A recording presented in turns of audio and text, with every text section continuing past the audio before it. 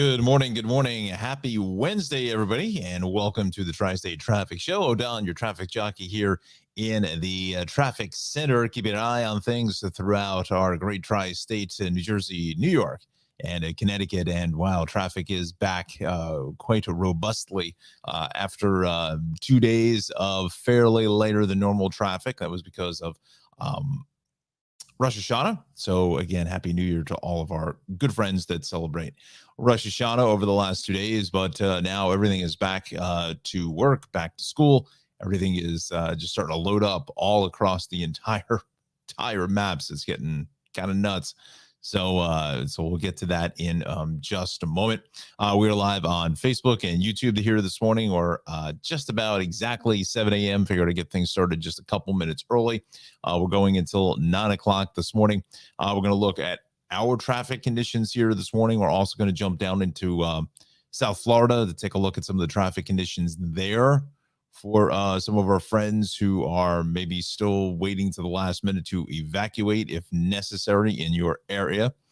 And we'll get a check of our forecast at 7:15 from our Weather Watcher studio in New Brunswick on the campus of Rutgers University. Derek Diehl is in the driver's seat here this morning. So we'll get a check on the forecast as well as update to Hurricane Ian. So it's kind of just almost a wait and see now with Ian. And we're starting to see some of that, some of those bands coming in. So we'll take a look at the radar as well. So we certainly would love to have you join us here on the broadcast here this morning, as Alexandra has jumped in here right away. And good morning to you. Just a couple more days until the big wedding, right? So what's that? Wednesday, Thursday, Fridays had only less than 4 days. So the final countdown, right? So Alexandra, good morning to you. Thanks a lot for joining us. This half hour of programming is brought to you by the Crime for Vanilla Bean Creamery. Crime for Vanilla Bean Creamery.com. 908-272-3000 is the phone number. So we thank Ralph over at the shop for sponsoring this half hour of programming. I don't know how to say that right. All right, so let's get right to it here this morning. And you can see there's a ton of red out there, especially in New York City. And again, things are kind of back to normal after 2 later than normal days over the last 2 days or so. Let's go to the incident page first.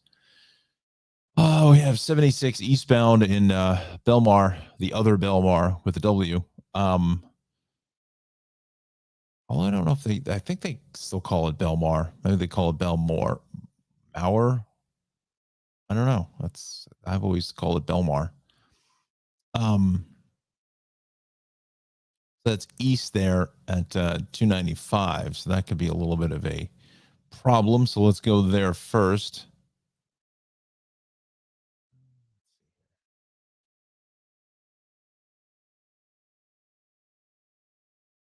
So there it is there. That's heading east or south. This camera picks it up a little bit better. South of the curve, there it is. That left lane is shut on eastbound 76. So it's coming away from bridges here. Coming away from the Ben Franklin and Walt Whitman Bridge. Kind of like where 676 turns into eastbound. That's a crazy spot. Southbound 676 turns into eastbound 76, which also goes south. No, I don't get that. But nonetheless, I digress already in 4 minutes and 5 minutes into the broadcast. So that is definitely a problem. And there is 42 heading north is starting to hit the brakes now as it merges in with 76 and 295. So that is yeah. Let's see when the incident was put into the system. Only about 10 minutes ago, 12 minutes ago, really. So yeah, we'll keep an eye on that. Now we also have some issues here on 287 as you go north in the area of Morristown. Our camera here at James Street will show. Oh, wow, look at that northbound traffic. Oh, let's just stay with this here.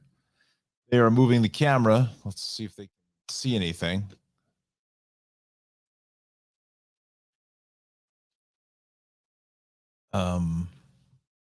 That's a nice shot. It's a nice shot of the nice clear sky that's out there. Temps are a little brisk. Not gonna lie, it's a little crisp out there this morning. So there's your northbound heavy traffic looking north now out of about exit 33, 34 in that area.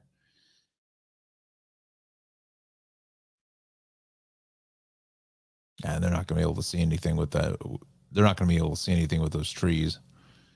It's just before 34. Probably get a better shot with this, but no, around the just around the curve there. So,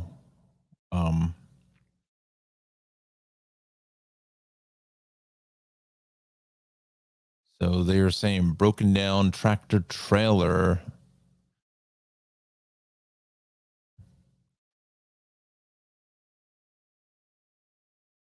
So tractor trailer broken down north on 287. So let's go to the maps. That's going to be right in here, right there before approaching into Morristown this morning. So you've got to be mindful of that. Also, east on 80 is very heavy from 27 all the way to 42. Just this whole stretch of sun glare. We've got, a lot of volume coming back. And you already see it here on the Parkway. 135 all the way up to 140. And then from 143 up to 153. East on Route 3, getting out to the Meadowlands, and Route 17 is a mess. 202, 23, 287, 208 is so far so good. 17 a little busy here in Rochelle Park. Normal hotspots here at Passaic and Central Avenues. Route 4 a little bit heavy into Teaneck Road. 80 looks pretty good. George Washington Bridge is a mess, especially coming away from the bridge on the local side. We've got some issues there. Where is it? Here it is here. Local lane southbound crash. Let's go to that camera. Let's see what we see. Let's check it out in real time. That's southbound coming towards us. Those are the express lanes, but really thought that there was I don't know what that 2 is. What is that? Oh, it's delays. Wow. Okay. Let's just widen this up a little bit. Turnpike faring fairly good in the spurs, but north from 13A up to 14. A little heavier here at 11, and then again at 12.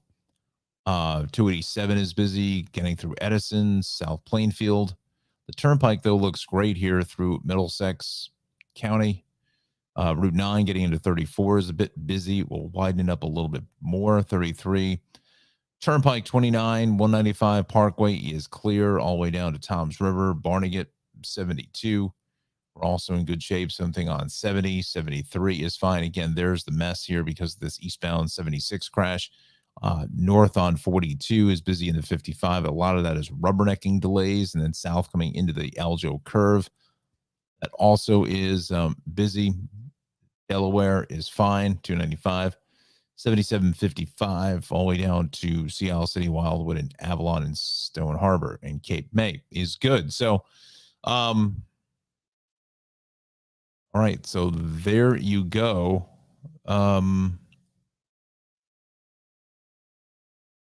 Couple now a broken down vehicle in Nutley north of 150. So let's just go to the cameras. Let's see what we see. It's down in here. Let's see. This is at 151. So it's got to be here by Hoover Avenue. See anything there? That's the same camera.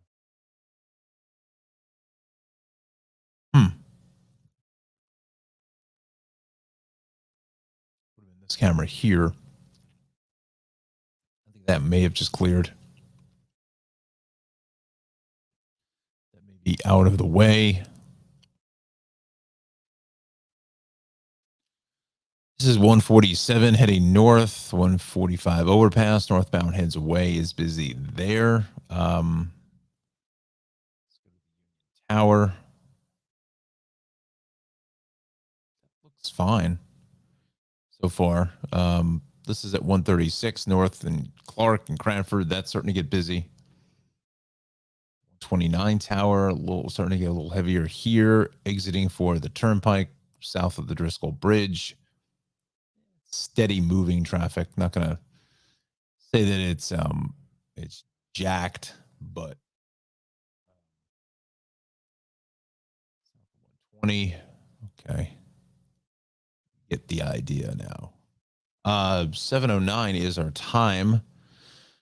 Watching the Tri-State Traffic Show here on YouTube, Facebook this morning. Post up a comment. Let us know where you're watching us from. Let's go to transit now this morning as everything is back to normal and back to a regular morning commute. Morris and Essex, 15 minutes there. Canceled train 625 out of Jersey Avenue was canceled, and 742 into Penn Station 15 minutes late. North Jersey Coastline. 706 arrival. The Penn Station is canceled. Go to Pathline now.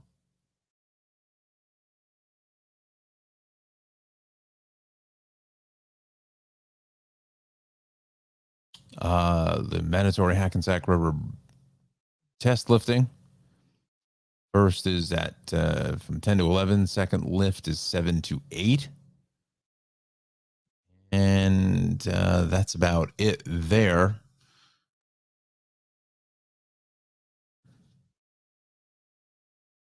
So let's check out the city incident page to see if we have anything brewing. Nothing. So that's good news. So we go to the maps, and again, it is just back in full force here. Outer Bridge into Staten Island is about 8-10 minutes there. North on the West Shore, heavy into Arden Avenue. The expressway, Staten Island Expressway, Goethals, end to end. Just tons of sun glare, just tons of volume. I mean, look at this Belt Parkway. Just west is just getting crushed from Sunrise Highway into, oh, wow, just before Mill Basin. Inbound Gowanus is a mess as you come up into Industry City and then across the top of the world up onto into the BQE. Battery Tunnel looking at about 10 minutes or so. Southbound BQE heavy also into the Brooklyn Bridge. North on the FDR is jammed here from the Brooklyn Bridge up to the Williamsburg Bridge. And then further up the line, north at the Midtown Tunnel. BQE heading south across the Kosciuszko Bridge. You can't win there. Ed Koch is about 10. Midtown Tunnel about 10. Westbound LIE, the lower roadway is packed. North BQE into the Grand Central is heavy. Grand Central passing City Field is jammed. I don't know if the Mets won last night. Yankees did, so they clinched the American League East. So they're in. Pressure is off now. That's pretty much set, I think, for their playoff. That they're going to get a little bit of time off to rest and get themselves back into shape. Now Aaron Judge can concentrate now on getting 61, 62. Both ways of the Jackie Robinson. West of the Van Wyck is heavy. The Van Wyck is heavy in both either direction. Liberty Avenue, Hillside Avenue, west on the belt, again, is just jam passing the airport. Cross Island is getting drilled here from the southern all the way up to the LIE. The Grand Central is heavy west of the Clearview through St. John's. South on the Whitestone Expressway is busy. And then north on the Cross Island, heavy at the Whitestone. Whitestone is worse than the Throgs Neck. FDR Drive going south at the RFK is heavy. The Bruckner is just jammed. I mean, he's getting buried here from the interchange all the way up and onto the elevated section. Westbound Cross Bronx out of the interchange to 3rd. Eastbound is heavy off the George Washington Bridge. The Deegan is just jammed all the way from Yonkers down into the Cross Bronx. So is the Bronx River Parkway getting wrecked. North on the Bruckner is heavy here at Pelham Parkway.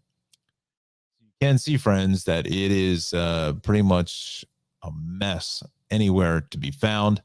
Let's go to the Hudson River crossings now. About 35 to 40 here at the George, 35 at the Lincoln, and about 20 to 25 at the Holland Tunnel. 7:13 now is our time. We'll go to Long Island just to do a spot check there with any massive problems. None to be found. Go to the Hudson Valley now. Look at that. Nothing found there. Hopefully those pages are working, because I have a feeling there's got to be something. This is Connecticut. Just normal delays in the Merritt 95. Back here, because I just want to see. I just cannot believe that New York doesn't have any issues, and that's right. Wow. Let's see here. Now we have a crash on 78, just before 287. It's going to be right in here. It's a little bit banged up, and then again, you're heavy into about exit 20 or so. So east of 24. 26 is heavy. East of 20 is heavy with some sun glare. Again, this is normally what we see. East on 78 through the construction, through Jugtown Mountain is heavy. Actually, this is just east of that. No, it's through the construction. Again, you're hitting some sun glare.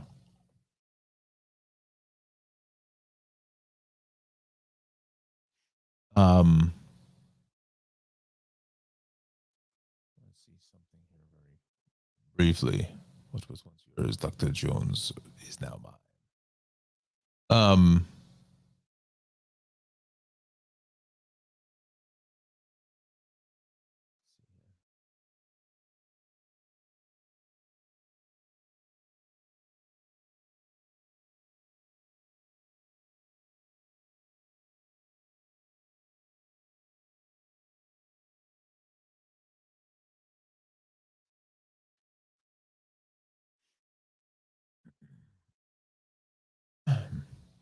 Okay.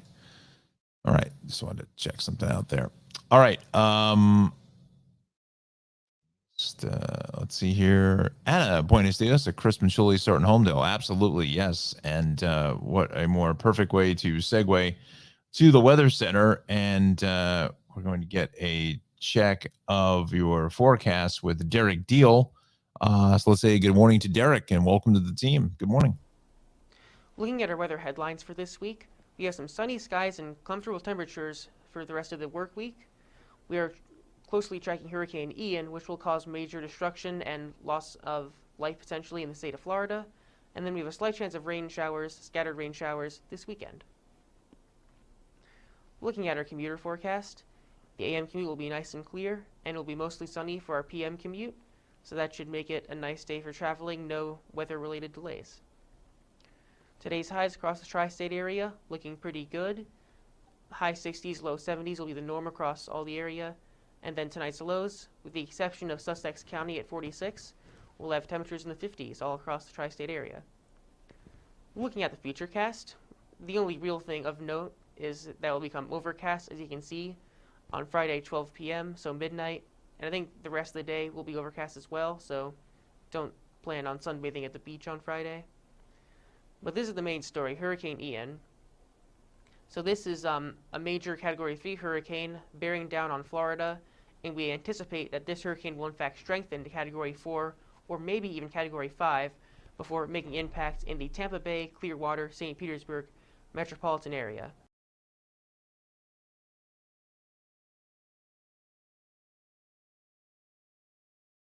Thank you, Derek, and welcome to the team, my friend. Let's show you some of the real-time radar from the National Weather Service. I mean, this is unbelievable. Look at that defined eye right in here. That is crazy. That is just wild stuff. I mean, when you zoom out, I mean, this is all you see. You know, it's just crazy how defined that eye is. I mean, that's really the only kind of precip, quite frankly, across the United States, except for some weather coming into the Seattle, Portland area in the upper Northwest. But other than that, maybe a little bit of showery activity up towards upstate New York. But this is about it. There's a huge ridge of high pressures just sitting here. That's why this line is like almost just cut, because this is all dry air in here. I wouldn't be surprised dew points are here into the 40s, 30s, and 40s. But that is wild. That is some sight. I mean, look at all the outer bands of moisture. Look how far it extends. This must then extend, I don't even know, maybe 30, 40 miles offshore, that all this range, these rain showers, I should say, are populating. So it's just kind of just sitting and spinning right off the west coast of Florida. So, now Naples, I would imagine they're probably getting some fairly decent wind gusts coming into Cape Coral, Port Charlotte, Sarasota. Now, it just depends on the track of where this is going. The problem is like I said, this ridge of high pressure that's here in the drier air is kind of just holding it. So it's really not moving. It's really not going to go it's really not going to move terribly quick, anytime fast. Here, Anna says, "Great job, Derek. The Weather Watcher keep upping their game. I like the new features, headlines, and commute forecast." Absolutely, Anna. I totally agree with you on that. I'm loving it. It's awesome stuff, and hopefully, I have a meeting today to possibly get the Weather Watchers on some of the local access channels. So we'll cross our fingers that maybe that will take place. But so you can see, wow. I mean, and that's the problem. It's just going to sit here. It's not going to move all too quickly. I mean, by Friday, we're looking at it only up in this area here.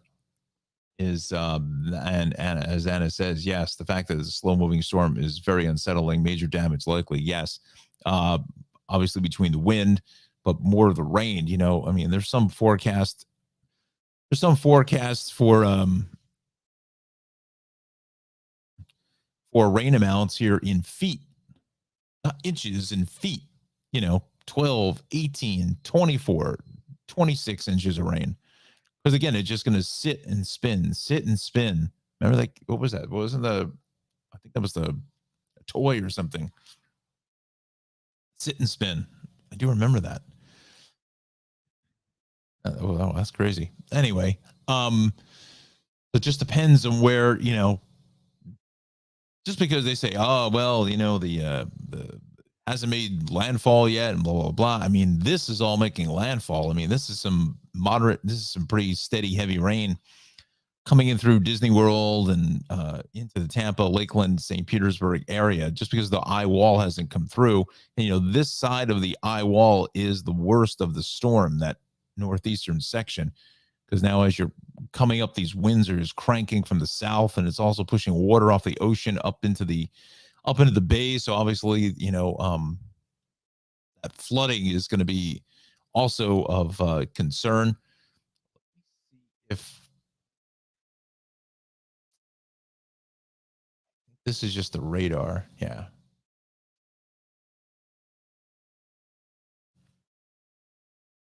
I just wanted to see if I had dew point temperatures in here. That would really. Let's see. No.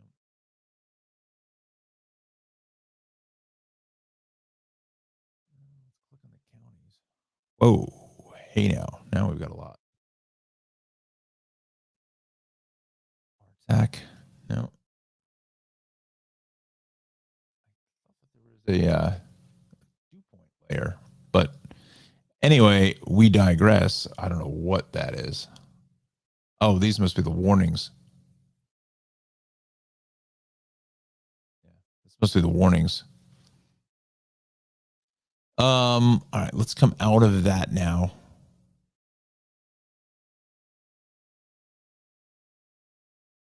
That's our area. We're fine.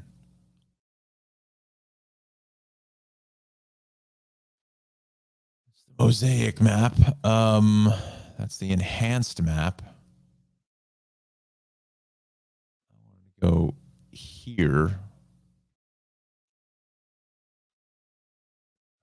There is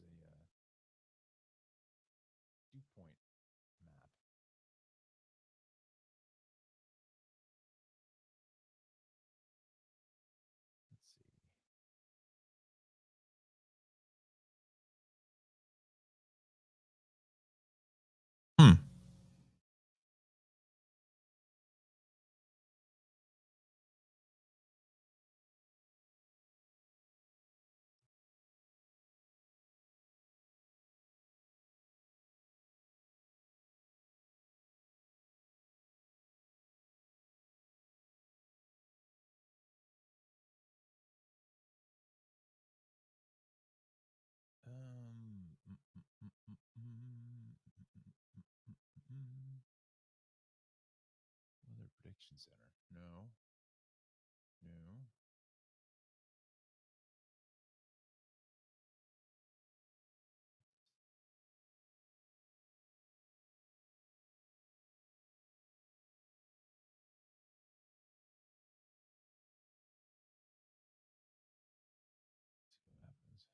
Could not find your city and state. Is that possible?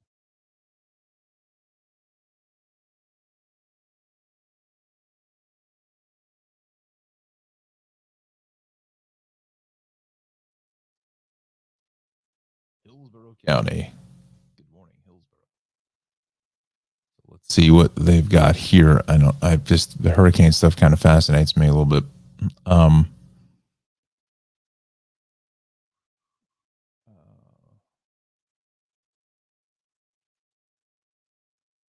I mean, look at all the warnings. I mean, this is nuts.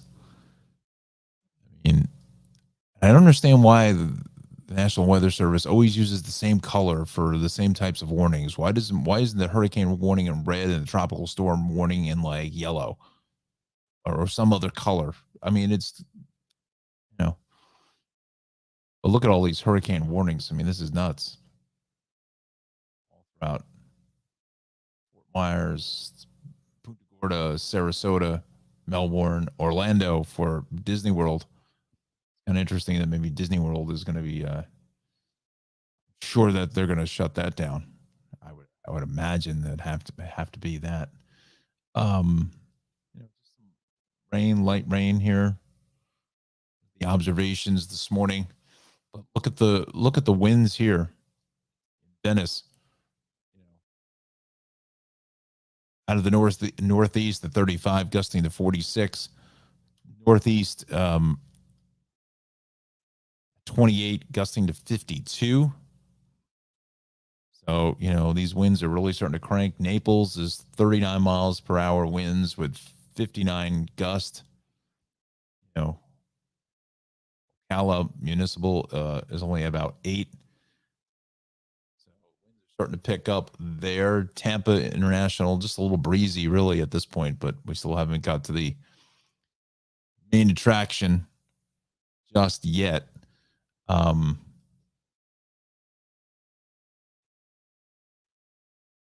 So let's do this very quickly. Kind of know it's just volume here in our area, but I wanted to show you some of the cameras here in Central Florida. And you can see they've suspended the tolls here. It's telling you that, the tolls are suspended.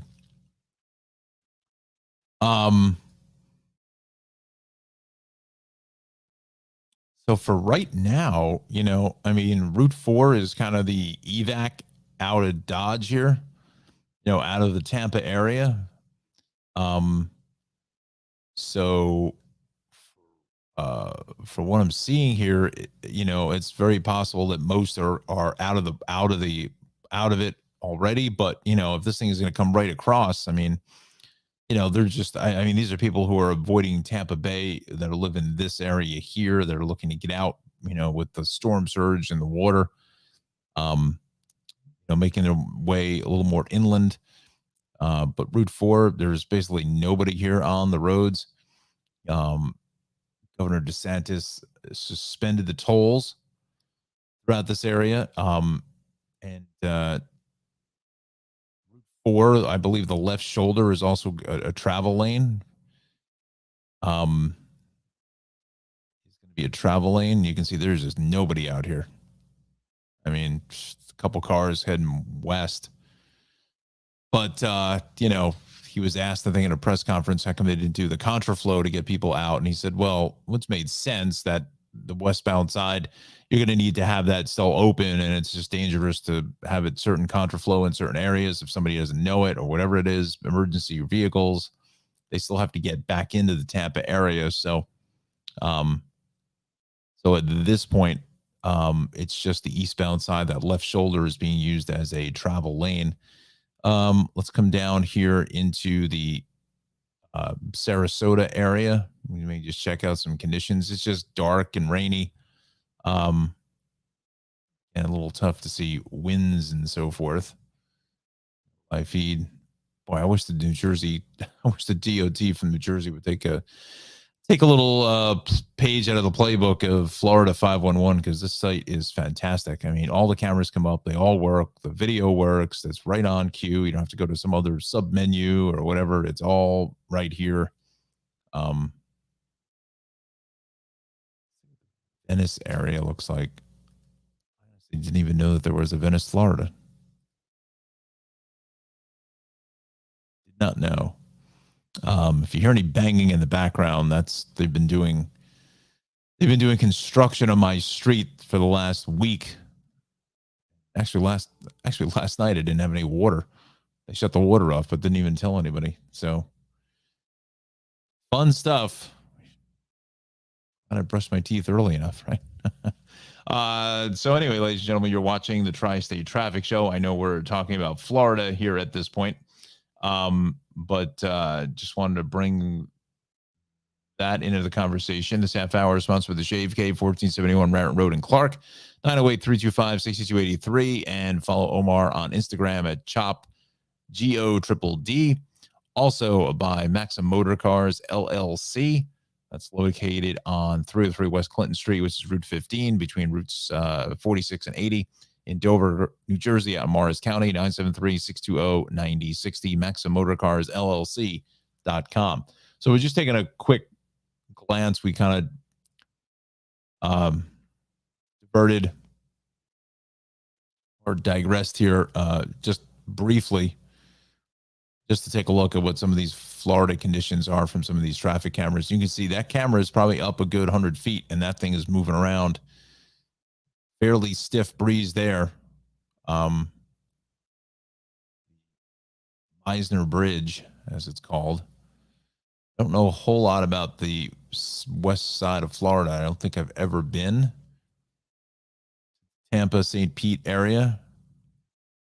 But see that, it is just an ugly, ugly morning. And it's going to continue that way for about the next 48 hours or so. People are hunkering down, down in here.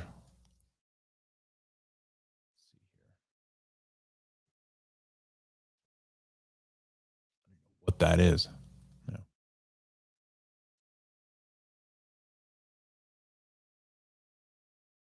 Alligator Alley.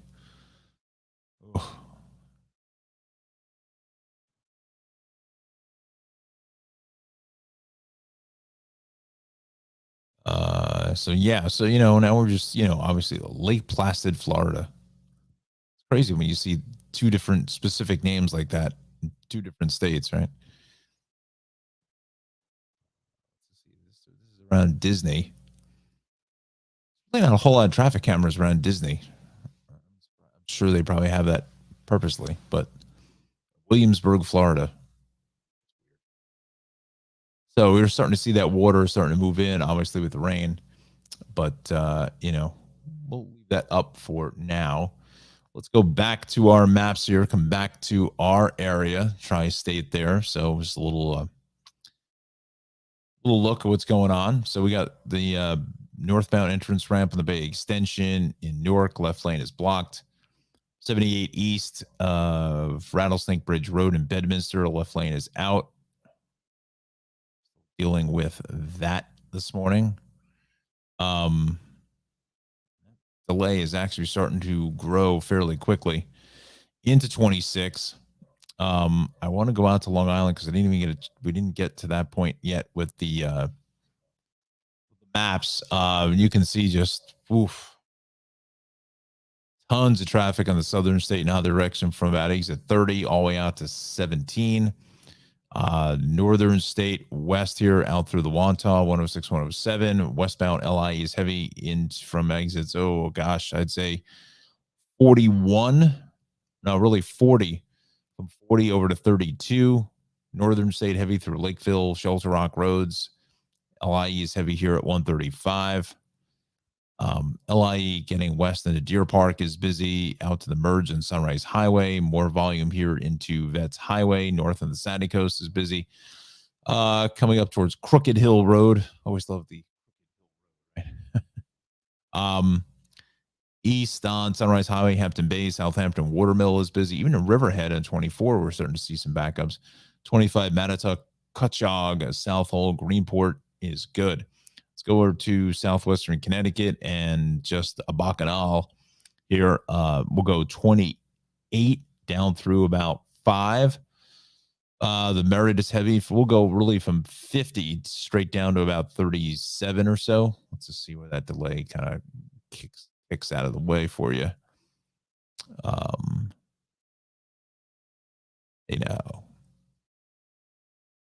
36. Okay. So we knew about exit 36. Let's go to lower Westchester now.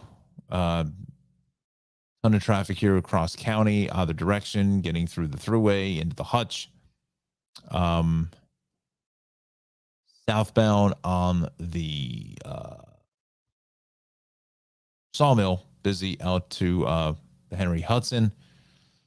Some more delays north on the Hutch at Weaver. Continue on over to 287 going east out of exits 3 into 5. Tappan Zee is really crowded this morning with some sun glare getting over to Westchester, and you can see that the delay on the thruway gets all the way back. Oh gosh, I'd say all the way to I'd say 14. 59 is also crowded here through West Nyack. Just a ton of traffic. Seems like it's everywhere this morning. Seems like everyone all showed up at the same time. Upper Hudson Valley, Orange County, 84 Route 6. The thruway is good. Beacon Bridge, a little bit heavy into Dutchess County, but 84, that's fine. West on 84, that's crowded, getting out to 684, and then 684 really busy as you head into Katona down to Route 22. We're okay down through the Purchase area. So, I mean, friends, we are back in earnest here this morning with our traffic pattern. We are back. You can even tell that here. Look at this 208 delay. Gets all the way back into Wyckoff. Wow. We are well back out towards Russell Avenue, almost back to Ewing soon. Wow, that's a lot of traffic. And then northbound 287, this is all sun glare because it's heading east, getting into 202 and Franklin Lakes and 58 and 59. 80 has just gone down the John here both ways as you get out towards Route 20. East on 46 is busy out to Route 3. I mean, there's just delays everywhere. East along Route 3, heavy out to 17. Both ways, the Parkway is just getting crushed, absolutely crushed from 70. And we're almost going to connect the dots here. Just a little bit of a spacer here at 140, but that's it. And then our delays get back through Colonia all the way from 130. I'm going to go from the Colonia rest area, which is like mile marker 133 or so, all the way up to 153. Wow. Let's check out some travel times. Why not? 7:37 is your time. You are watching the Tri-State Traffic Show. Odon here in the traffic center. We're going till 9 a.m. this morning. So please join us. Let's see here now.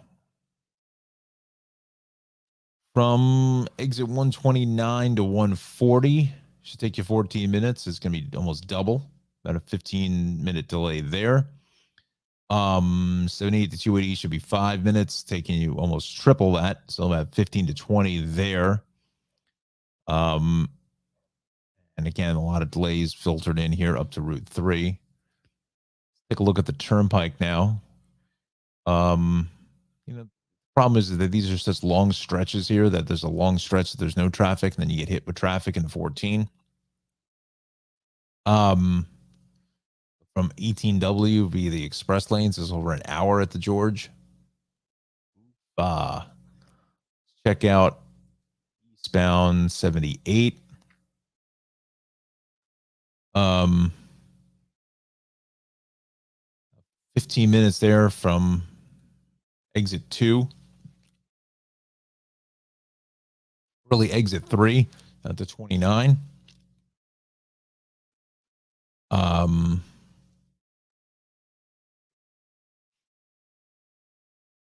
Turnpike Bay Extension is about a half an hour there to the Holland.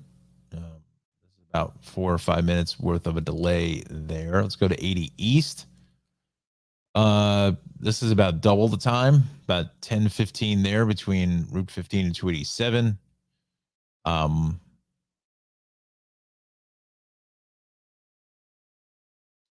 Yeah, look at this George. It's well over an hour. Getting crushed. Crushed. Else we can populate. Let's go north on 287. About a 10-minute back up there from the Turnpike up to 78.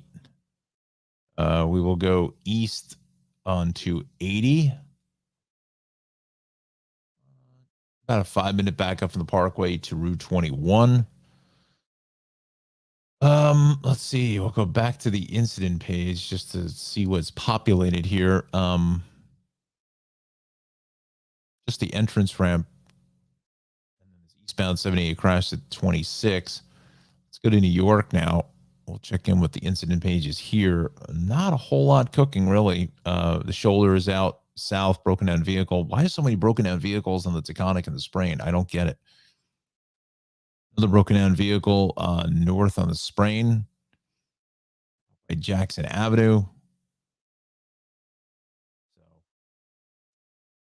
it's fairly, tranquil in the crash department, but it's just you and a lot of your friends here on the roads. Wow, it is just nuts here this morning. Oh, cow. I mean, should have taken a picture of this yesterday where, this was all in the green. This was in the green. This was all green.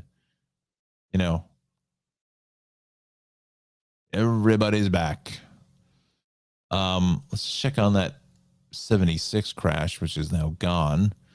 But damage done north on 42, a parking lot coming up from 168 Turnersville through Deptford, Gloucester Township. Same thing on 55, Deptford Center Road into 295 and 76. And then south on 295 is busy. We're going to go put this at about, let's see what exit this is. Really right from Route 70. Exit 34, right into the Aljo curve.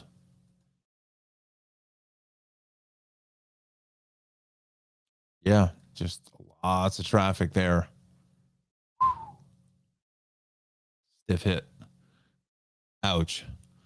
Again, you're watching the Tri-State Traffic Show on Facebook and YouTube. Please join us this morning for your morning ride. Kind of get you through some of these massive delays that we're seeing. Let's focus in on the Parkway here, just to see what we have in Toms River and Brick. A little congestion north in 91, but that's about it. 195, 33, Route 18, that is clear. 36 is fine, but 18. Now we're hitting the brakes here out by Edgeboro Road. What else is new? Just some minor delays along Route 1, 27. Those are some traffic light delays. Heading up to the GSP. North on the Turnpike is really crowded into 11. Cameras here. I'm just curious to see if something happened, because unless that's that like long-term construction, that's the 11 Plaza. That's fine. I think it's that construction coming off the Parkway. I think there may be a lane down there. Here. Let's do this. Construction, and we go Middlesex County. There it is. Okay. Let's see what we got. Long-term road work, outer roadway northbound entrance ramp and interchange 11, right lane closed for repairs till further notice. That's the problem. That's the problem. It's coming off the Parkway, getting onto the truck lanes. That right lane is shut, and it's also jacking up traffic on the truck side of things as well. Where that is. Let's see here. North of 10. I don't think this camera works. Is at the toll plaza. What else is new? Oh, that's a good one. North of 9. More toll plaza cameras.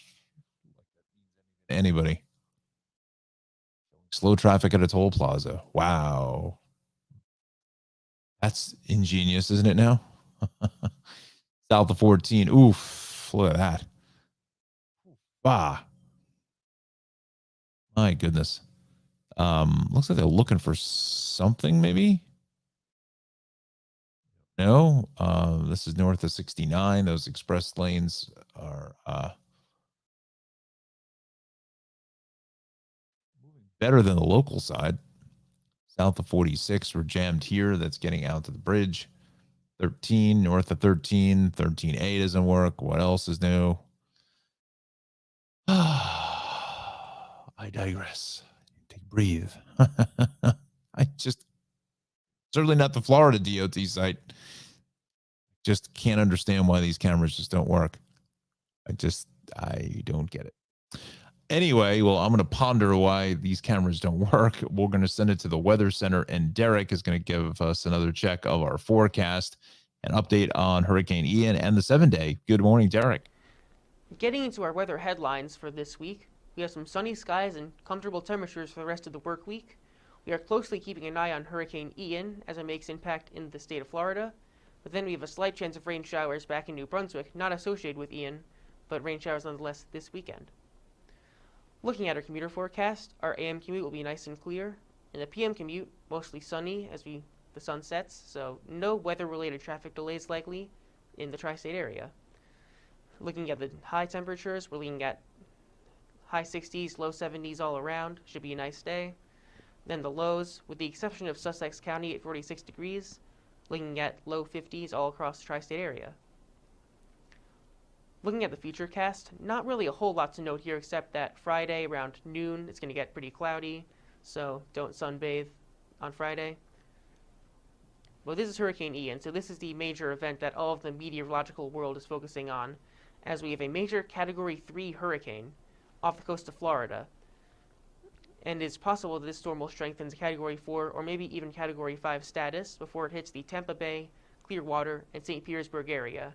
It's a major hurricane that is expected to kind of slow down to a crawl, and it'll just keep raining, and there will be lots of storm surge, so this could be catastrophic. So if you have family in that part of Florida, if they're in Zone A or Zone B, make sure they are evacuating, and if they're not in those areas, just make sure that they have enough supplies to last themselves a long time without power. And here's the 7-day forecast. Wednesday, Thursday, Friday, all pretty similar weather. Saturday, Sunday are when some rain showers will try to sneak into our area, and then Monday, Tuesday, that trend will continue as we go back to work. Thank you, Derek, and nice job there, pal. Good morning to you, and we thank the Weather Watchers Club over at Rutgers University and their president, John Rocco, for putting this all together. So again, very nice job for Derek. Let's give him some applause. Nicely done. But you did see some of the lower temperatures. Sometimes I like to focus in on the low temperature. That kind of gives you a good feel for as far as what's going on. Into the 40s come tomorrow night. Ooh, be a little crisp out there. No question about that. And I have to go film a football game Friday night, so I got to bring the heavy coat. Unlike last Friday, boy, that was freezing there. Oof. That was a cold evening.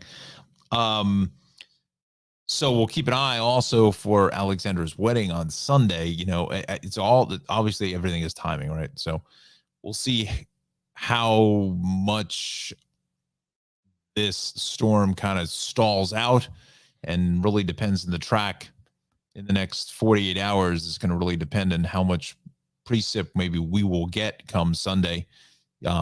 I have a feeling that North Jersey, central North Jersey, like north of the Driscoll Bridge, I don't know. I just think there's seeing some of the other runs and models and things like that. Again, I'm not a meteorologist, but guilty by association, maybe after 20 plus years of following some of the best Mets in the business, have a quasi handle on some things. I just think, again, that drier air that we've been sitting in here for the last 4 days or so, still going to be hanging around. And I think there's going to be kind of a sharp cutoff as far as maybe who gets rain on Sunday and Monday and who doesn't see anything. So I'm thinking maybe South Jersey, Cape May, Atlantic City may get a decent shot of some rain, and then it's going to be a really quick cutoff, north of 195, the Driscoll Bridge. So, Alexandra, I'm thinking that you may be in for some dry conditions for the wedding, but cross our fingers and we'll see. This half hour is sponsored by the Shaved Cave, 1471 Raritan Road in Clark, New Jersey. Conveniently located off the Parkway at exits 135 and 136, 908-325-6283.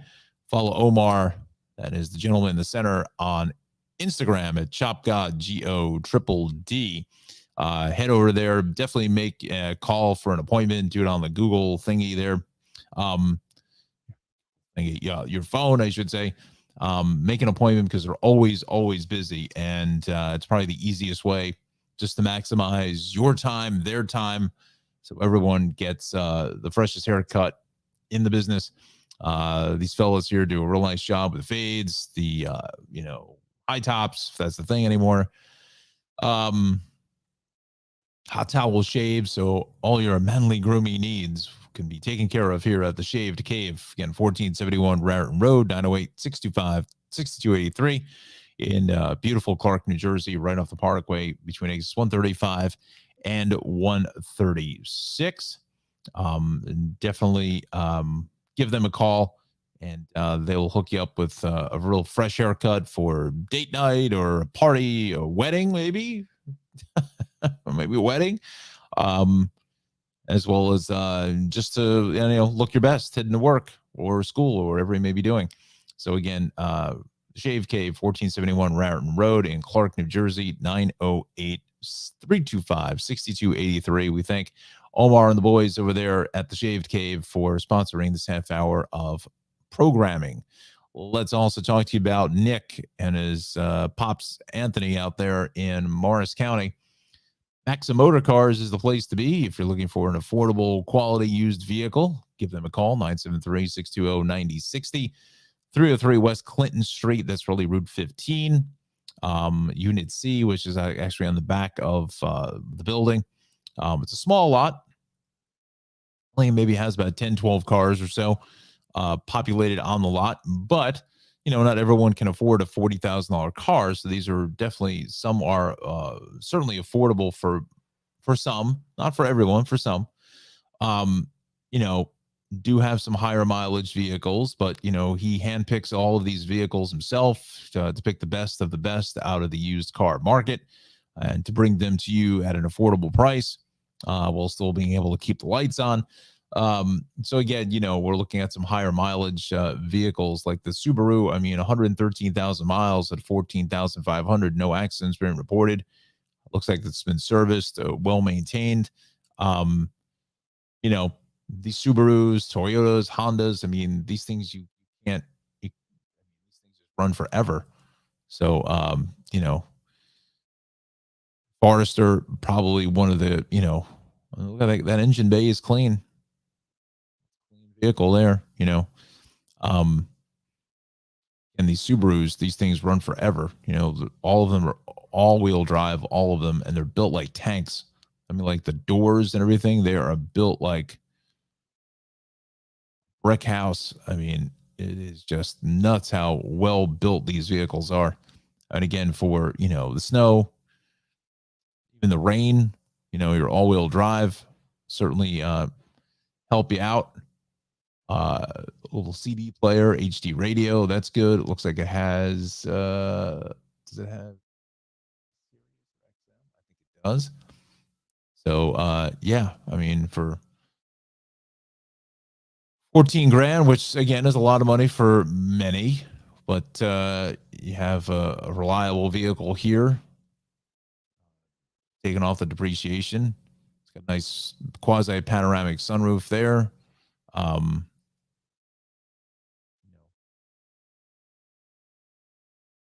113,000 miles. I feel like it's almost just like broken in.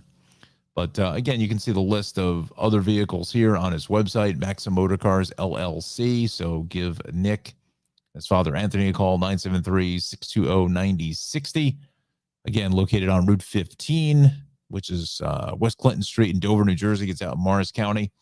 That is going to be between routes 80 and Route 46. I will put that on the map for you. It is right in here. This is Route 15, which is West Clinton Street. So he is right in here. No, right in here, right there. My math is correct.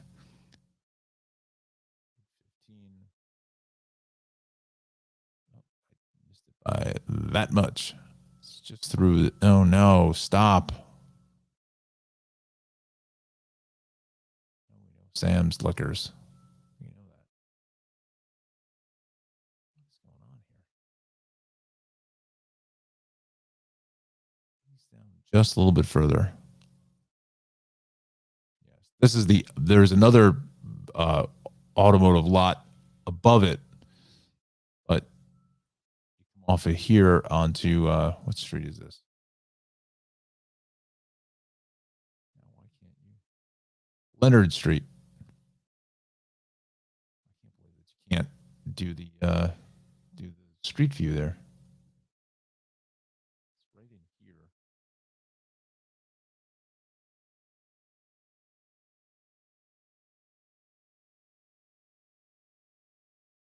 No, shot too high. It's down in here. The shop is actually surprisingly it's back in here. Got to go down this little driveway. It is somebody's driveway as well for this home here, but it's back in here because it's the back end of that building. So just give Nick a call. He'll give you the directions how to get into the shop. But that's where his small little lot is located. Again, here's 46, and here is Route 80. All right, 7:56 now is our time. So let's see what we want to do now. There's just a ton. I mean, I don't even know where to start. I mean, look at all this. This is just nuts. All this red. It is just a joke out. I mean, it's crazy. So I guess we will start over from the beginning. Well, we got 7:56. We'll take it to the top of the hour. Let's go to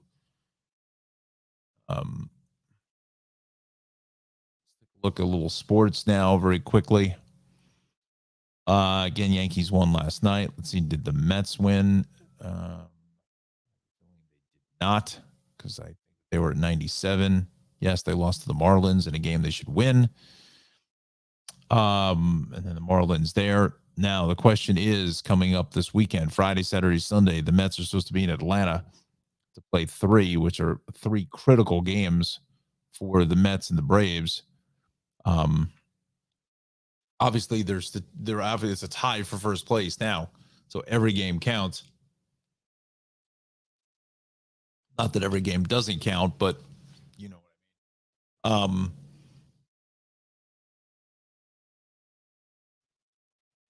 Now the question is, how do they play these games with Hurricane Ian, looming in the distance?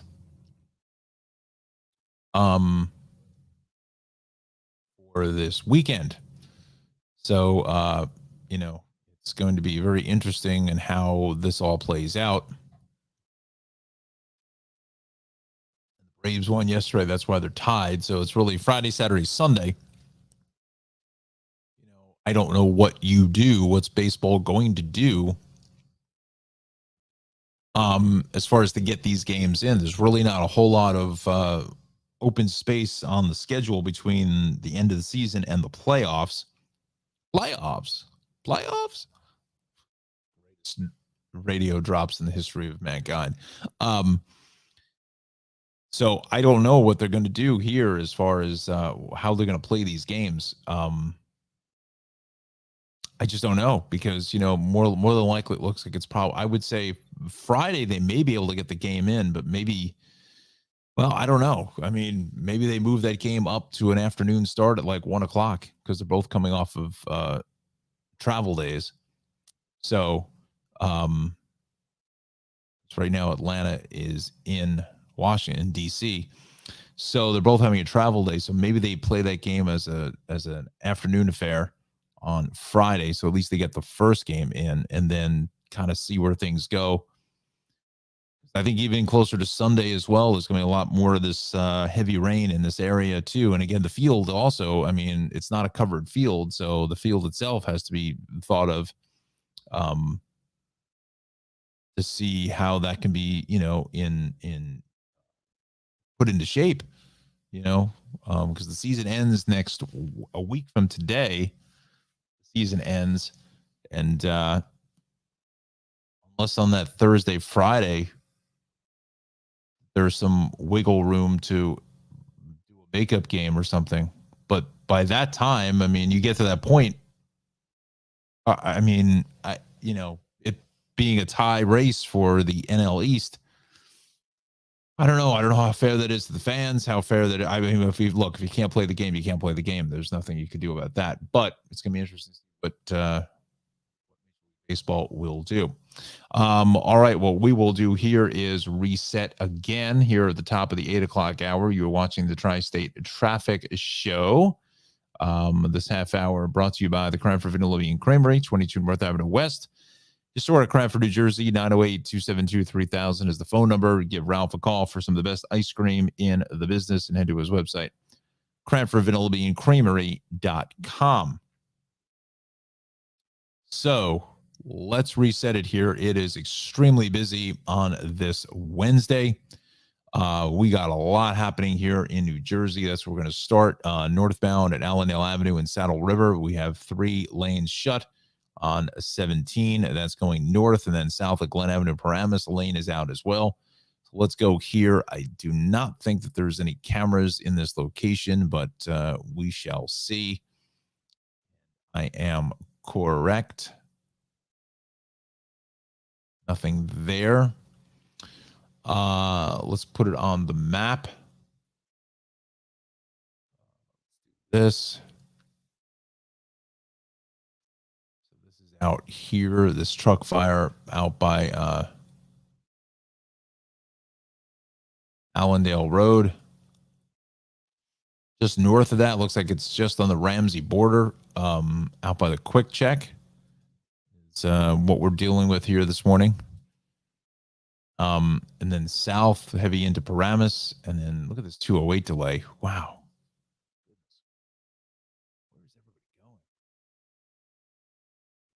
But again, it is go time here to get the kids to school on time, and 80 is a mess between the Parkway and 23 and Wayne. North on 287 is busy into Franklin Lakes.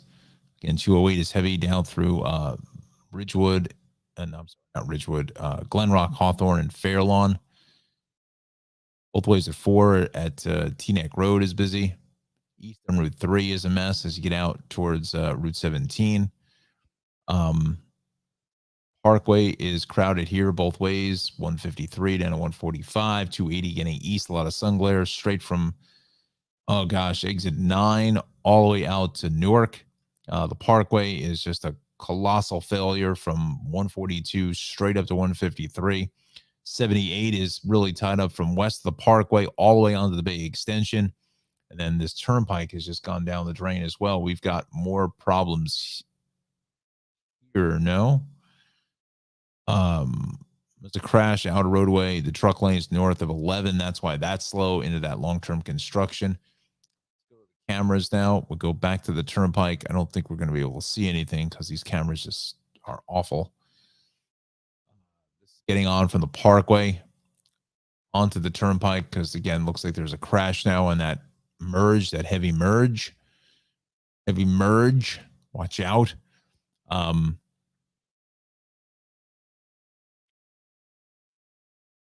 That 14. Whew. Wow. Where is everybody going? This is out by 46 heading up to the George Washington Bridge. So 8:03 is your time. Welcome to the Tri-State Traffic Show. Please jump into the conversation. Post up a comment. Let us know where you're watching us from. Like, subscribe, the social media drill there on YouTube and Facebook.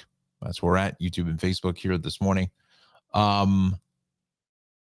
This is just wrecked from 10 all the way up to 14. Wow. Look at this Parkway, 132 all the way to 153. That's like 20 plus miles of traffic. 287 right off of 440 is busy. Now both ways are getting jammed here through Bound Brook out by just south of exit 13. 78, there's still that crash reportedly being cleared out by 26, but we're back towards about Route 15 and exit 15.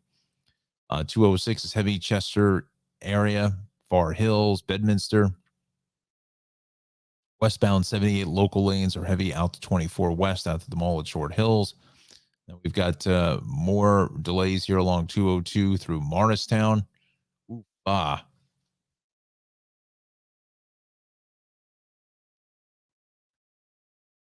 there's a lot of traffic. Holy cow. Shongum. East on 10.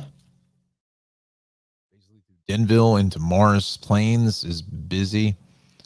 Look at 80 from basically exits 27, 28, all the way down into 42. Southbound 206 heavy into Flanders, south of 80. I mean, there's nowhere for anybody to go. It is crazy. But Parkway through Monmouth County is good. 33, Route 9, 195. Parkway, little blip here, a little hiccup out by exit 91. Tom's River, 37, 35. Clear. 295 is fine up until you get to about exit 30. So we've eased it out here from Route 70. That's good. But north on 4255, Deptford, Gloucester Township, busy into Belmar out to 76. Just a ton of volume this morning. Looking a little slow here along the turnpike. Well, now let's pick up the pace there. 295 is clear. Route 40, Parkway, Cape May, Ocean City, Atlantic City, everything is good. Let's run down the Hudson River crossings now. I would be surprised that George is probably 45 to 50. That neck of the woods. Wow, even higher than that, well over an hour. George, almost an hour at the Lincoln, and about 25 to a half at the Holland Tunnel. Whew. Ouch. Munchy. Oh, gosh. Look at that. Wow.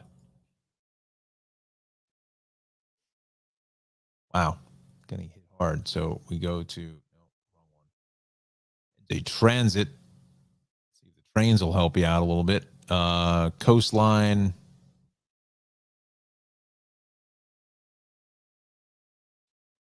Uh, 742 arrival on the coastline, about 30 minutes due to congestion.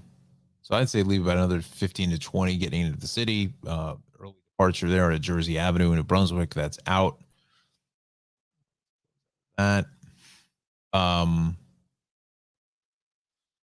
Checking with Path. I think we still have those mandatory test lifts coming up later on today. Dial that in. 10 to 11 and then 7 to 8 this evening. So that can impact the evening commute on Newark to World Trade. So be mindful there. We didn't do transit for the subways. I knew I forgot something. Delays in the C and E southbound. Remove the train with mechanical problem from service at 42nd Street Port Authority bus terminal. Let's go to the rails now. Long Island Railroad is good. The Hudson Line, we've got some delays from Terrytown to Grand Central, operating 10:15 because of a train ahead with mechanical issues. So look for that. Let's go back here to, we'll go. So now 2 lanes are shut going north of 11 on the truck side of things. Then north of Allendale Avenue, 2 lanes are shut there with a truck fire. Let's go to the city incident page. We've got cooking here, nothing being populated. We'll go to Long Island. We've got one issue, it looks like. Oh boy. 110 between Hazel Court, Amityville Road, Huntington, and Melville, the Melville Mall, Fletcher Place, everything is shut. Pedestrian accident. That's not good. Weston Sunrise Highway at Smithtown Avenue, the shoulder is out.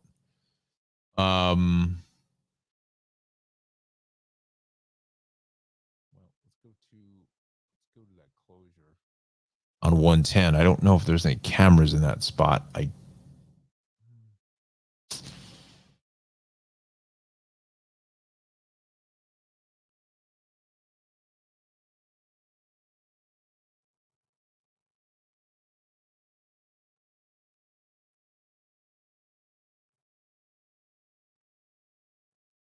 there is.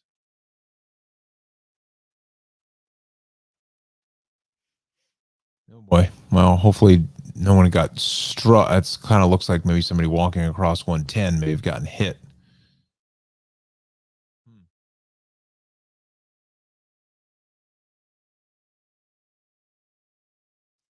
If I'm correct in my directions, is that is southbound 110 is shut. Yeah, southbound Hazel Court, Amityville Road, Huntington, Melville Mall, Fletcher Place.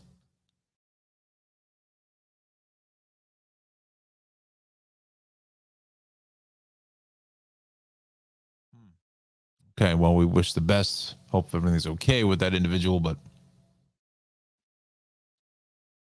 they set up the AI unit. Um, yeah.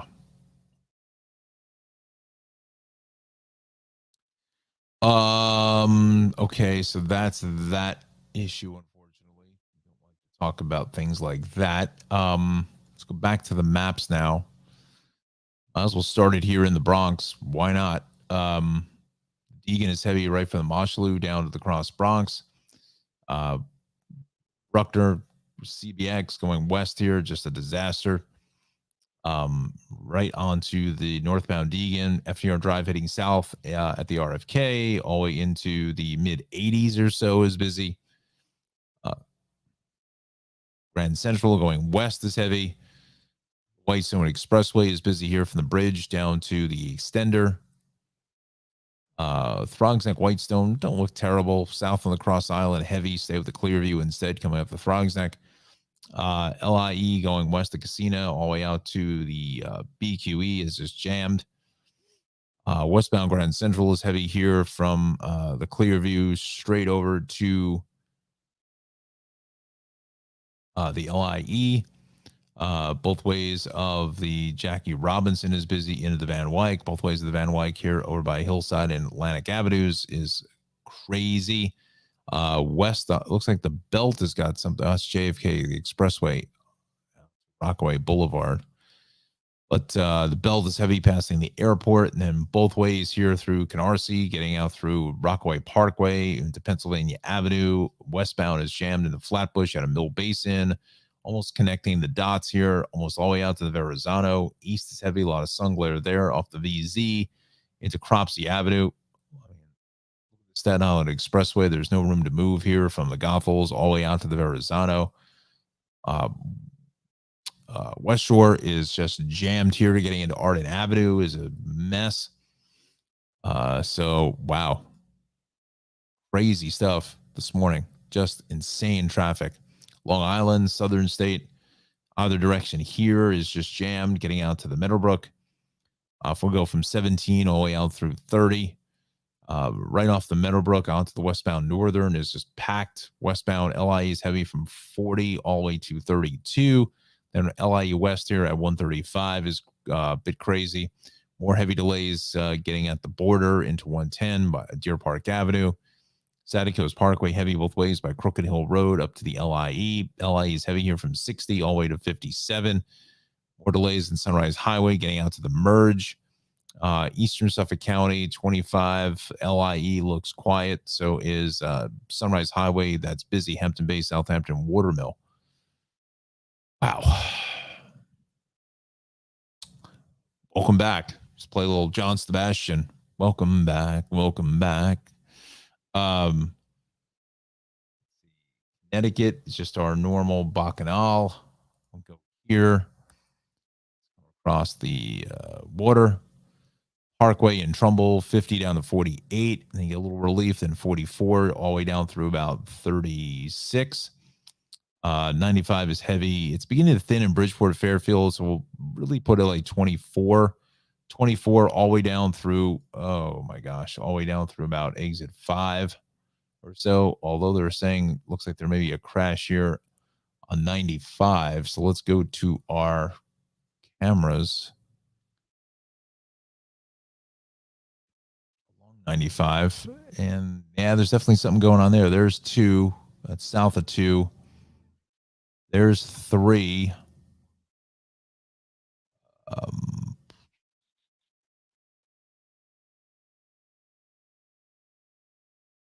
yeah, there's something going on into 3. Yeah, it looks like that's an ambulance there to me. I don't know. But yeah, I think that is. Something's going on just before exit 3. Surprised that they don't have the issues here. May have just happened. So they moved that camera in. I'm surprised they don't show it here on 95.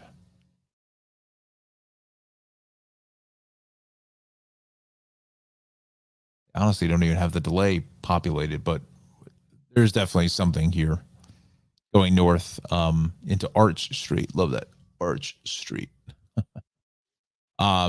So yes, that is what we're looking at there. To refresh. Yeah, maybe whatever it was is gone. I don't know. I still think there's something going on here. It's a little tough to tell with that camera. But let's stick to the schedule here. Let's go back to our weather center and let's talk to Derek in the weather center about your forecast. Good morning, Derek. Looking at our weather headlines for this week, we have some sunny skies and comfortable temperatures for the rest of the work week. We are closely tracking Hurricane Ian, which will cause major destruction and loss of life potentially in the state of Florida. And then we have a slight chance of rain showers, scattered rain showers, this weekend. Looking at our commuter forecast, the AM commute will be nice and clear, and it will be mostly sunny for our PM commute, so that should make it a nice day for traveling, no weather-related delays. Today's highs across the tri-state area looking pretty good. High 60s, low 70s will be the norm across all the area. And then tonight's lows, with the exception of Sussex County at 46, we'll have temperatures in the 50s all across the tri-state area. Looking at the futurecast, the only real thing of note is that will become overcast, as you can see, on Friday 12 p.m., so midnight. And I think the rest of the day will be overcast as well, so don't plan on sunbathing at the beach on Friday. But this is the main story, Hurricane Ian. So this is a major Category 3 hurricane bearing down on Florida, and we anticipate that this hurricane will in fact strengthen to Category 4 or maybe even Category 5 before making impact in the Tampa Bay, Clearwater, St. Petersburg metropolitan area. Thank you, Derek. So that's the latest update there from the Weather Watchers Weather Center. This half hour is sponsored by the Crime for Vanilla Bean Creamery. 908-272-3000 is the phone number. So dial up that number. Does that even dial anymore? I don't think so. But give Ralph a call for some of the best ice cream in the business. Again, 22 North Avenue West is the place to be for the best ice cream anywhere in the land. We want to bring in our Facebook page here. I want to show you the, well, he's got a couple of things here, so let's do this. Gooey Dewy Decimal System. It's a caramel flavored ice cream with fudge and caramel swirls. It's only going to have that there until this upcoming weekend. Also, the delicious fall flavors are in full effect. If computer works, there we go. Pumpkin spice, Oreo spice, apple cider donut, cinnamon crumb. Absolutely delicious stuff across the board here this morning. So definitely give them a call. Just has, again, just a plethora of ice cream that you can choose from. You can see here the cotton candy ice cream, absolutely delicious stuff. Same thing with the sorbets. Now the sorbets, Ralph told me that he is going to be kind of winding down the sorbets for the season. He says they really don't, doesn't really, colder weather doesn't seem to be terribly conducive for sorbets. So it's kind of winding down those, but he may keep one or so in for the fall season. We'll see. but it has sugar-free options. He has frozen yogurt. He also has the raspberry and pineapple whip, the Dole whip. So great stuff there. Some sugar-free options as well. So he has just about something for everybody here at the Cranford Vanilla Bean Creamery. As you can see, this wonderful case is just populated with amazing stuff: Cookie Monster, M&M Explosion, coffee, vanilla, chocolate, super crunch, which is like an ice cream cake all mashed into one. Speaking of ice cream cakes, you can see them here as small rounds all the way up to a monster 40-person sheet cake, which weighs about 12 pounds. And you definitely need a big enough freezer to have that, available in its ice cream form and not soup.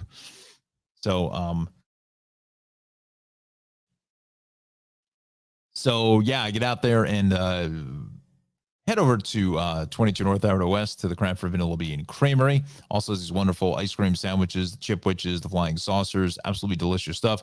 When you go, ask for Ralph. Tell him you saw it on the Tri-State Traffic Show, and Ralph will take care of you there at the Cranford Vanilla Bean Creamery. All these wonderful toppings, as you can see, the M&Ms, the Reese's Pieces, and the sprinkles, as well as some of your toppings here, the marshmallow and the peanut butter and the candied walnuts, and also the fruit. So you can make a really delicious sundae. Once again, at the Cranford Vanilla Bean Creamery, 908 272 3000. And the website is cranfordvanillabeancreamery.com.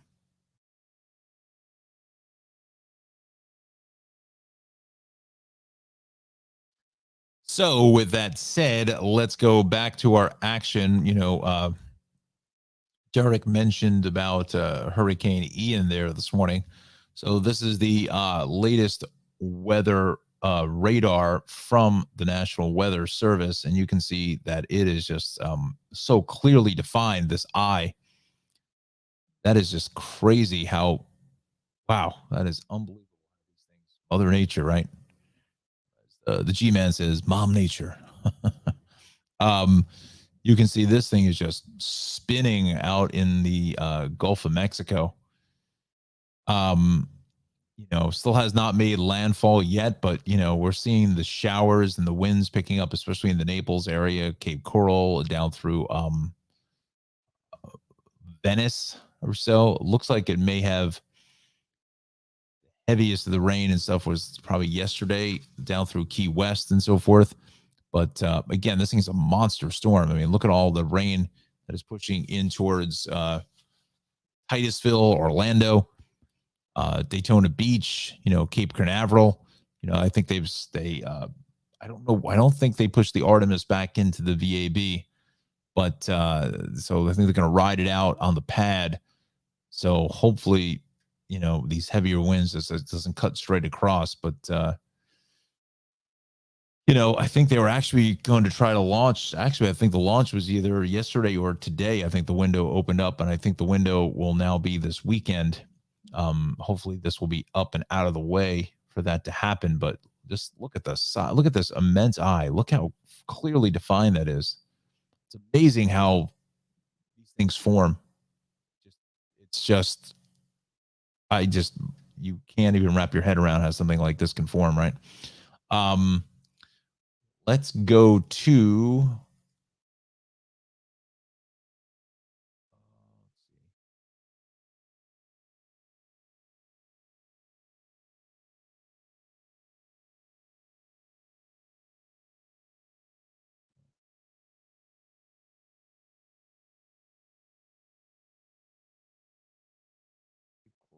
Coral, Florida.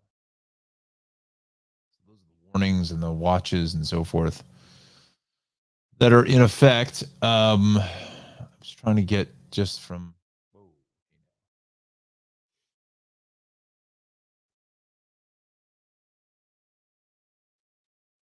Go back to the National Weather Service in the AM.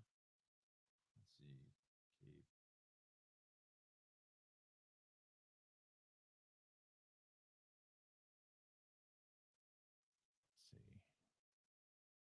Devastating winds. So it's 79 degrees in Fort Myers at Page Field, KFMY. We are looking at, I want to see what the winds are. Coming out of the east at 24, gusting to 38. So, they're coming from this direction.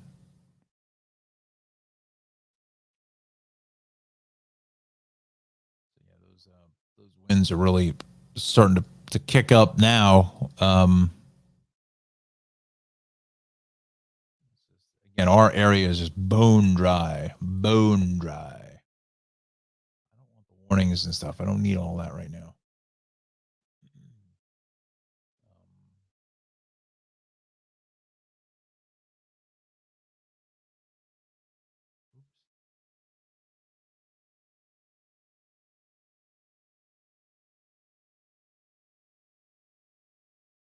Standard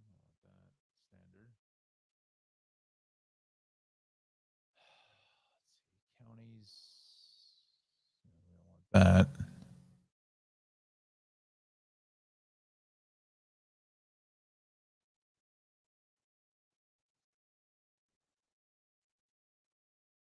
So, yeah. So here we go. So these winds here are, here's Cape Coral. These are coming out. It's this way is going counterclockwise. So it's coming out of the east. Those winds, and this is usually the toughest part of this storm is right in this section here. It's a slow mover. Not going to lie to you on that. See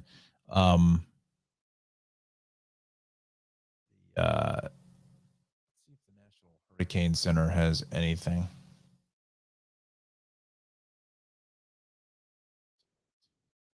Latest update is Ian. Ian. Well, all you about 5 people are going to understand what that was. So as of 8 o'clock, we've got maximum sustained winds at of 155 miles per hour. Really? So that's a category 5.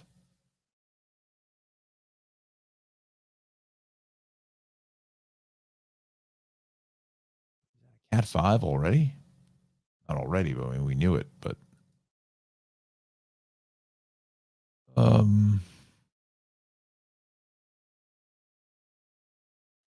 back here.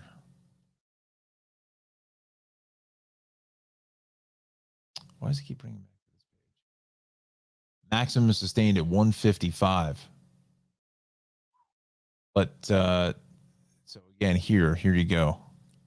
8:27 is our time watching the Tri-State Traffic Show. I know we've diverted here for just a brief moment.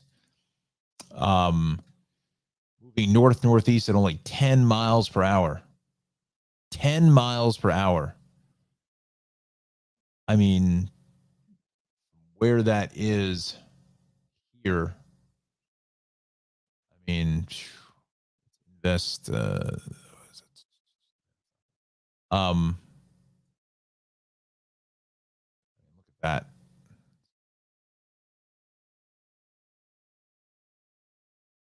Wow.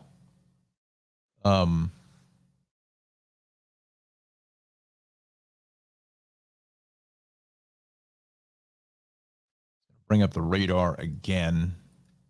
Get back to our scene in a moment, but it's going northeast. That means it's going about that way up towards Sarasota. Only 10 miles an hour. I don't know how the width of. I don't know what the width of Florida is. What is it? Maybe 60 miles, maybe across, maybe somewhere around there. But this is only going 10 miles per hour, and if it even slows up even more as it comes ashore here in Sarasota and Port Charlotte, that area south of Tampa, the eye, it's coming up right up in here, maybe. It's already 8:28 here on the Eastern time zone. So, 10 miles per hour. Maybe by 10 a.m., this could make landfall somewhere in this Port Charlotte, Sarasota area. 9:30 maybe, give or take. But it is a slow mover. I mean, 10 miles per hour. I mean, that would, by, let's see, 12 hours from now will be 8:30 tonight. Would be really only moving about 120 miles north and to the northeast. I mean, basically, we're only looking at up towards this area here, Orlando, or maybe a little bit further to the north. Maybe towards Jacksonville by this evening, right up in here, and that's only on Wednesday. And then it's still, it depends on where the track will shift it. If it goes this way towards Atlanta, up towards Western South Carolina, North Carolina, or it decides to jog right and go up Savannah coast.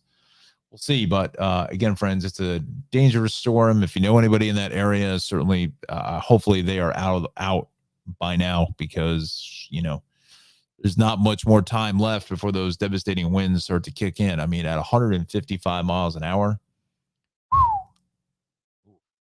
All right, so 8:30 is our time now. Let's see. This half hour is sponsored by Travels with Darley. Watch our program on PBS Create, Amazon Prime, Wonder Innovation TV's Journey. Go to our website, darley-newman.com, for more information on where Darley is going to be coming up in some of our upcoming programs, which the 10th season looks like it's going to drop sometime early next year. She is in Turkey, and at 8:45, we'll take a check of her social media to see where she is, what country she is in, and where she's at now. So Route 1 here in New Jersey, we'll kind of go through the reset here, taking you up to the top of the 9 o'clock hour now. We've got a camera here. I know that for a fact. That's a fact, Jack. Fortunately, it's looking the wrong way. So that's heading south. Oh, no, it's looking north. It should be looking the other way, because I bet you anyway they probably have it on the camera here. Menlo Park Drive. They do not, because they got the cameras all going in the wrong direction. So coming off the Parkway is busy because of this crash out by Ford Avenue. Ridiculous interchange. Don't even get me started with that. The Turnpike here, both show everything's open here north of 11. That truck lane crash is out of the way. Northbound at Allendale Avenue, 2 right lanes are shut because of this truck fire. Still banging up traffic there. I'm going to close out of the radar for now. Back here to the disaster at hand. So we're from 10 up through basically 10 through 14. 15E really is heavy. Turnpike. Parkway is heavy here from 132. Some of this could be alternate volume, as word got out about the crash at 11. People bailed here at 129, stuck with the Parkway. Seems to be heavy straight through Clark and Cranford. Turnpike again through Linden is busy on the 13A. East along 22. There at New Providence Road out by the mountainside. Town Hall is busy right at that traffic light. For some reason, it always gets jammed there. Can't figure out why. That they just maybe they don't have the timing of the traffic lights. I don't know. East on 78 is heavy, getting onto the Bay Extension. This whole 19 corridor right in here is just a mess. Parkway 142 straight up to 153. You can't win there. 78 locals west of Vauxhall is heavy on the 24 west. I don't know what's going on here to 202. Oh, maybe some construction. Oh, up in sections of Morristown, just past Sussex Avenue by Speedwell Lake Park. I think that's definitely construction south of Hanover Avenue, because that should not be heavy, and that's just getting drilled. They're setting up construction, as I mentioned earlier. Street I live on has been under construction for about the last week. Sidewalks, curbs, and so forth. Out there in earnest this morning. 287 south of Route 10, getting on the 24 east is busy. East on Route 10 is heavy into 53. Eastbound 80 still heavy from 28 straight to 42. Can't win there. Same thing along 287 south onto 47, Tawaco 202, all the way down to Route 46. And then west on 80 is heavy here off of 280. 280 is busy there by New Road. East on 46 is jammed right off of Route 20. Wow, look at that. Right off of Route 23. All the way out to Route 3. East on 80 is crowded from 23 all the way out to 19. Heavier here west out by Route 20. Looks like a crash there. Let's see what we got. Let's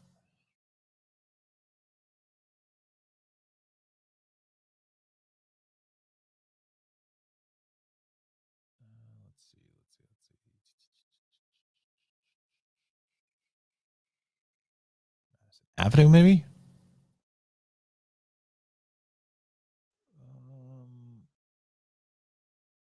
I think that's west coming towards us.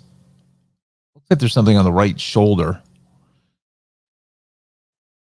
That's why 20 here is a bacchanal going west. And then once you get to 19, you're quasi okay. This is going east. So I think that's some rubbernecking and also some sun glare populating into the pictures there. 208 getting hit hard out through Hawthorne and Fairlawn. There's the northbound 17, just a wreck getting out to Allendale Road. Wow, that is crazy. Holy smokes. Definitely want to stay with the Parkway or was it Franklin Turnpike as the alternate. Franklin Turnpike is going to be the better ride for you this morning. Let's go to 78 now. East, a lot of sun glare and delays getting from 20 out through 24 into 26. 287 is just a catastrophe here both ways, getting out south of 28. All jacked up both ways in through South Plainfield, Edison on 287. You've got no room to move there. Again, this turnpike is heavy from 11 straight up to 15E. I think some alternate volumes coming in through 1 and 9 through the Rahway and Linden areas. Let's see. Parkway at the Driscoll Bridge is heavy exiting for 127. But Monmouth County, Parkway 1833, some Route 1 delays here. We're kind of giving the detailed thing here because we're going to wrap up New Jersey here at 8:36 because we're going to wrap up things at 9 o'clock right on time this morning. North along 29 is crowded out of the Trent into the Trenton Tunnel up to the Trenton Makes the World Takes Bridge. Parkway 70, Route 9, 35 is going to be in good shape. 4255 is crowded here, getting up to 295. 295 both ways, 630 down to 26 is busy as well. We go to this turnpike is a little crowded here for some reason. North of about exit 2, interchange 2. North of the bridge. Not quite sure what the deal is with that. Parkway Route 9 is fine. Parkway, Seattle City, Avalon, Stone Harbor, Wildwood, Cape May. We're in good shape. Oh, let's see now. Let's do New Jersey. Well, oh no. Trouble. Let's go to NJ Transit now. Here at 8:37. Again, you're watching the Tri-State Traffic Show here on Facebook and YouTube. Post up a comment. Please do so. This morning, the corridor on or close. That's good news. We go to path. It's going to be the test lifting. We're under here this morning. 10 a.m. to 11. Second lift is 7 to 8. We'll trade our impacts there. Let's check out the city incident page here this morning. Nothing populated. We'll jump back over to back to Staten Island, shall we? See what the deal is here. We know what the deal is. It's just a catastrophe. North on the West Shore. North on the West Shore is busy at Arden Avenue. East on the Expressway, heavy from the Goethals into Bradley Avenue, and then heavier across the Verrazano. The belt is just completely flushed down the toilet both ways. Going east here at Cropsey, then you're fine all the way till Mill Basin, and then both ways here out by Pennsylvania Avenue. Inbound Gowanus, straight out the Verrazano, is busy right up to the BQE this morning as you continue to traverse out to the Brooklyn Bridge. Southbound BQE is heavy right from the Kosciuszko Bridge all the way out to Queens Boulevard into the Brooklyn Bridge. The Battery Tunnel is about 15 or so there. FDR is heavy at the Williamsburg Bridge, and then both ways of the FDR is really busy in either direction out to the LIE. Midtown Tunnel is about a half an hour plus.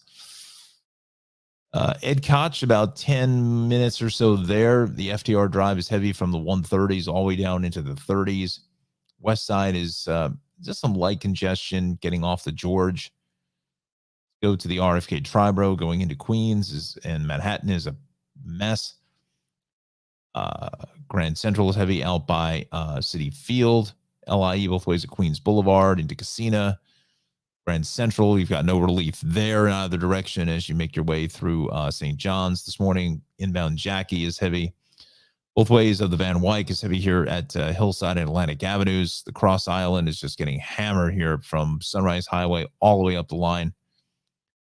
Passing Belmont Racetrack up into the LIE, and then heavier south of the Whitestone Expressway down to the Expressway. LIE, that is. Clearview is better. Whitestone Expressway, a parking lot both ways to Flushing, College Point. Bronx can't win. North on the Bruckner into Pelham Bay. West on the Cross Bronx is heavy at 3rd Avenue. Bruckner right out of the interchange all the way onto the Deegan at Willis. Both ways of the Deegan is heavy at the Cross Bronx. Southbound delay gets all the way back to the Mosholu on Van Cortlandt Park. Again, friends, we're on Facebook and YouTube. We'll be up for another 20 minutes. Post up a comment. Please do so. We're mixing in some of the Florida situations down there. As far as traffic is concerned, really not a whole lot going on. I think everybody is probably out of the way of this storm the best they can. While we're here, west on the Cross County, looks like we have a crash there just before the Bronx River Parkway. I'm going to go to the Long Island page. Let's see. I think we still have 110 still shut in Huntington. Southbound, yes, that's there. Eastbound crash on the Northern at 231 Deer Park Avenue. A crash there. Let's go to the maps. Let's go out to Long Island. I mean, look at this. Just southern, just into the Meadowbrook, Wantagh, north on the Meadowbrook onto the westbound Northern is getting just absolutely destroyed. LIE from 40 all the way to 32. Northern States heavy here at 106, 107. Then again at 135. There's the closure, I should say, again, south on 110. As you come up towards Jericho Turnpike, or just really before, actually the Northern State, pardon me. That is where that closure, unfortunately, with that investigation. So we'll keep an eye on that. Hopefully no one was seriously injured, but again, that is closed. LIE heavy here at the Sandy Coast, all the way back to exit 60. You can see the delays in Sunrise Highway is a mess. Again, 8:42 is our time. We will send this to the Weather Center here in 3 minutes. Loretta says comments are quiet. Yeah. I don't know why here this morning. Interesting. East on Sunrise Highway, Hampton Bays, Southampton Watermill, that is busy. But again, what else is new, right? Let's just jump across the Sound into Connecticut. Let's see if they actually put that incident on the page. Heading northbound. Whatever it was is gone. So, we're just seeing delays in 95 from 19 through 5, and the Merritt.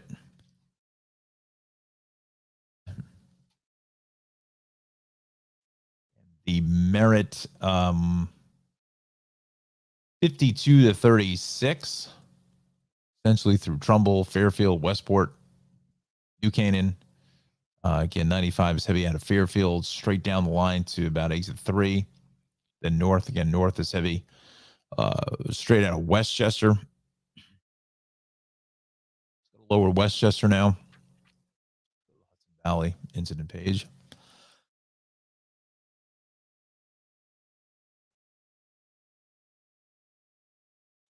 Let's see what we've got this morning. There it is, Cross County over by North Columbus and Yonkers. Mount Vernon, I should say. Right lane is out. Those are all Columbia County out of our area. Left lane Didn't crash on 684 at Hard Scrabble. So watch for that this morning. This is the westbound cross county here as we see it. East is heavy as well out to the Hutch. The Hutch is a parking lot both ways into Weaver Street. I would say New England Thruway is busy through Rye into 17 up to 19. Playland, actually by 19 on Playland Parkway into 2021. 287 is heavy straight off the Tappan Zee Bridge heading east in through Elmsford. Straight across the Tappan Zee Bridge, all the way back to interchange 14. That's how heavy that traffic is. Let's dial up the New York State cameras. I'm going to take a look at that cross county issue, see what we've got here in Mount Vernon.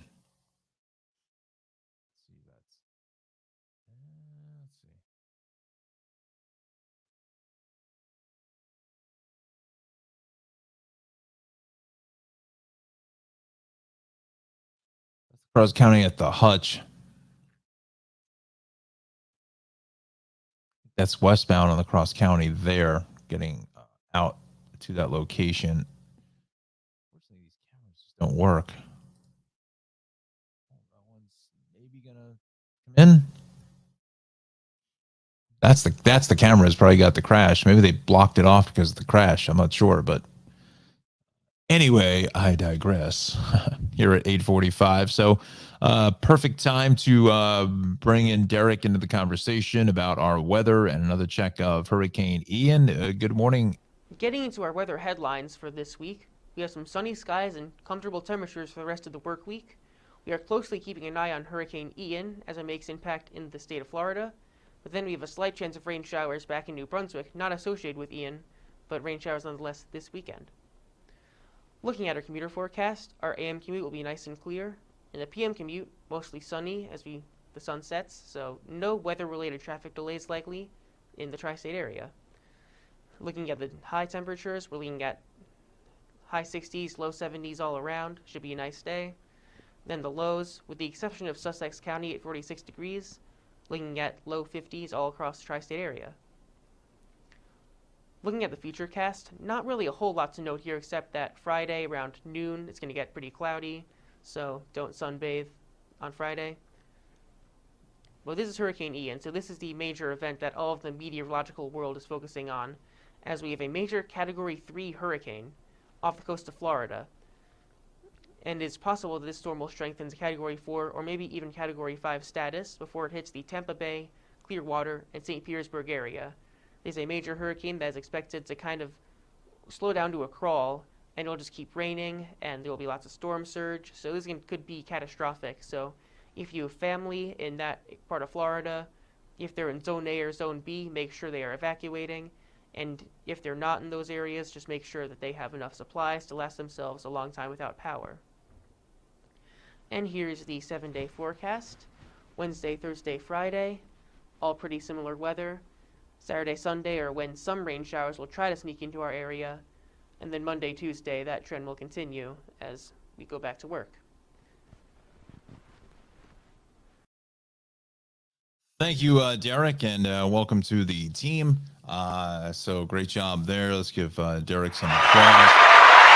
Better Watch Our Group, and we also thank our good friend, Chief Meteorologist in Training, Mr. John Rocco, for putting this all together.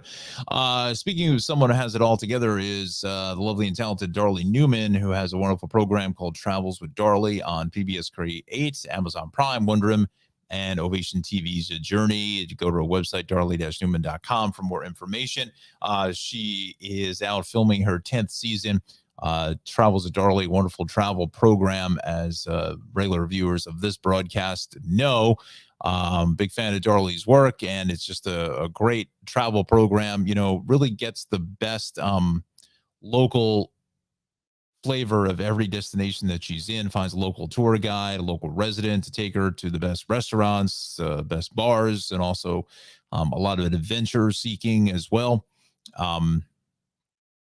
Lots of fun things to do, hiking, biking, kayaking, rock climbing, all kinds of fun stuff with Travels with Darlie. Again, you can catch her on PBS Create, Amazon Prime, Wonder Woman Innovation TV's Journey, also New Jersey PBS. She has a new program called Look Up Newark, and the has a wonderful program there, which is a pilot program for New Jersey PBS. So we'll see if that takes off. There's 2 episodes and really fun stuff. A lot of history also involved in a lot of her shows that she does.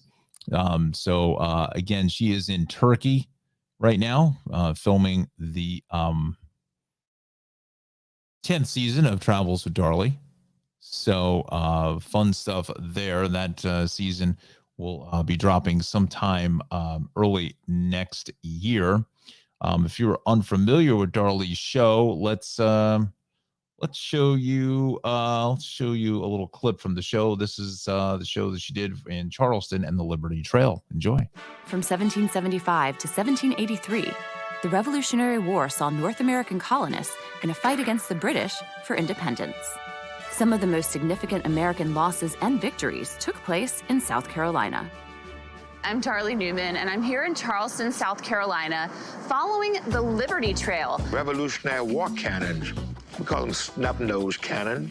We should put up a sign that said George Washington partied here. Well, Charleston is quite a fun town. It smells really good.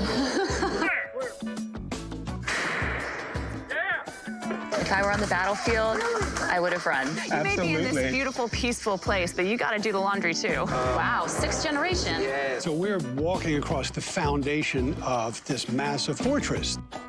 A quaint little drinking village with a shrimping problem. Ooh.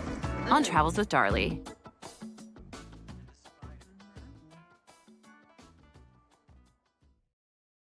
So fun stuff there from Darlie. Again, Travels with Darlie, great travel program on NJPBS, as well as PBS Create, Amazon Prime, Wonder Woman Innovation TV's Journey. Check her out on her website, darlie-newman.com, for more information. We thank Darlie for being a sponsor of the Tri-State Traffic Show. All right, so we'll go back and finish up our action here this morning. We're going to check out some transit situations going on. We'll see what that's about. Anna says, welcome, Derek. Yes, welcome, Derek, to the team. We thank him so much for the forecast in the Weather Center. South along 684 is fairly busy here, getting south of 84. I think that's that crash that we mentioned earlier. We looked at the Hudson Valley incident pages. 84, Fishkill, Lake Carmel, Beacon Bridge, that is fine. Route 6, 284, 17, the thruway, we are clear, but this thruway is just getting absolutely destroyed, getting across from 14 into the Tappan Zee Bridge. This is that 17, major problems here this morning, heading north, getting out to basically Allendale Road with that vehicle fire. Let's run down transit for the final time. We got to go to the MTA. We'll finish up with the Hudson Road crossings. We'll do a quick check for our friends in the 6th borough, and we'll see what's going on there. Far Rockaway bound A trains, delays there. Medical help at Howard Beach JFK Airport.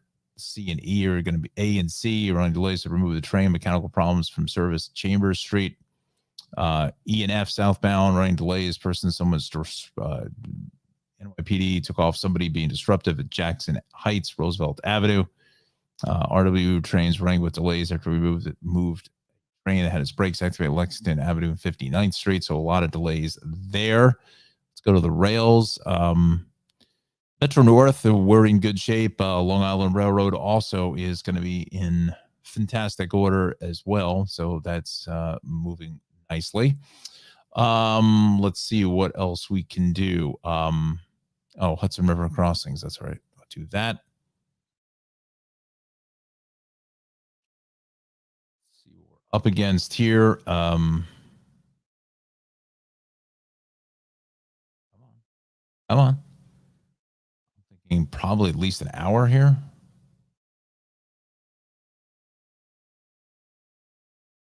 Yeah, at least an hour at the George, an hour at the Lincoln, and a half at the Holland. So we're back in full force, in earnest, across the board. All right, let's quickly jump down here for the next 5-6 minutes or so for our friends in Florida, just to check out the traffic conditions here this morning.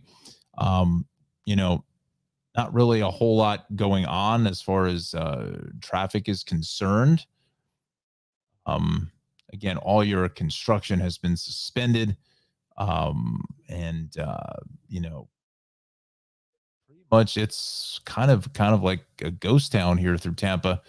You know, everyone is hopefully heeded the warnings to get out, and get out of Dodge here, and you know, head to basically higher ground. You know, this is probably not the best idea to be down in this area. We can show some of this video. Load. So we'll go here to Manatee Avenue. Look at that. It was an angry sea, my friends. Wow, look at that. That's crazy. That's really rocking and rolling there. Oof. Ah. There's actually some people on that bridge. Again, friends, you know, these cameras are good at least 50 feet in the air or more. You can see that camera with the image stabilization is moving around. That's just indicative of how strong those winds are starting to kick up now. Come down here a little bit further to the south. These northeasterly winds are kicking in. Let's see what this looks like. Yeah, look at that. The water, the wind is just blowing that water right across the lens. Let's see what this looks like. Yeah, I mean, that's the thing, you know, we're pretty much you know,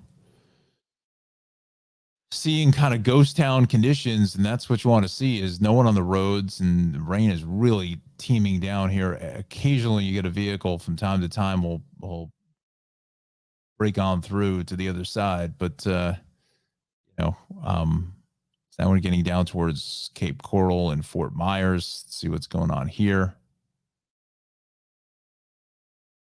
Wow, that's crazy. Look at that. Look at that wind. Look at those. Look at the trees and stuff.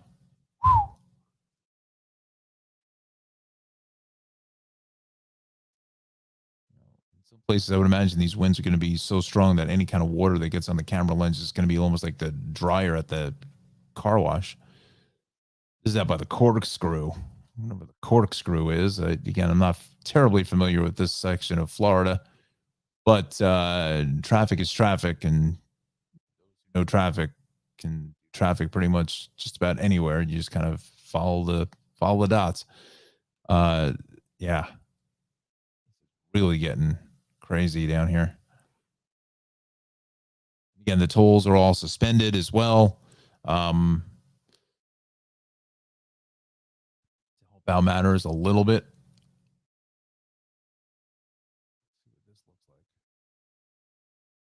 Wow, look at that camera moving around.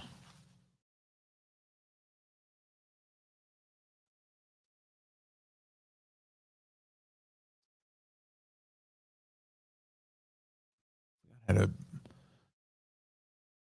I forgot how to zoom in here. Function plus command plus. Ah, there we go. Is command plus. So let's do this. Let's close this up.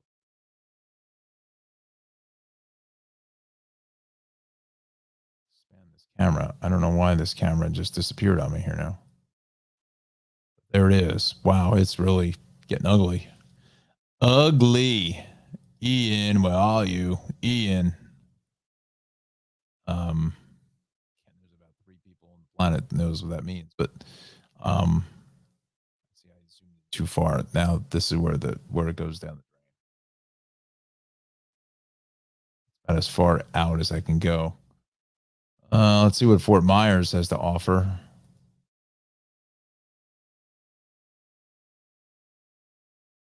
Wow. Trying to see if there's any right along the coast here in Englewood. cameras here, quite honestly, they may have, it's potentially, they lost power. I don't know.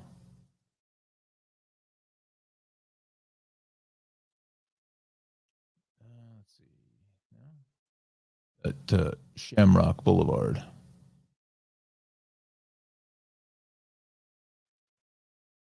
Wow. Hmm.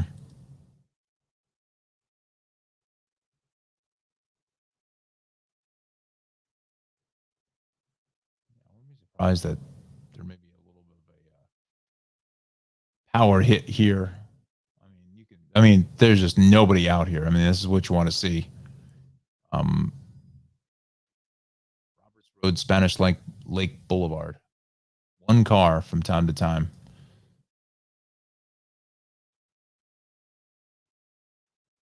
Wow.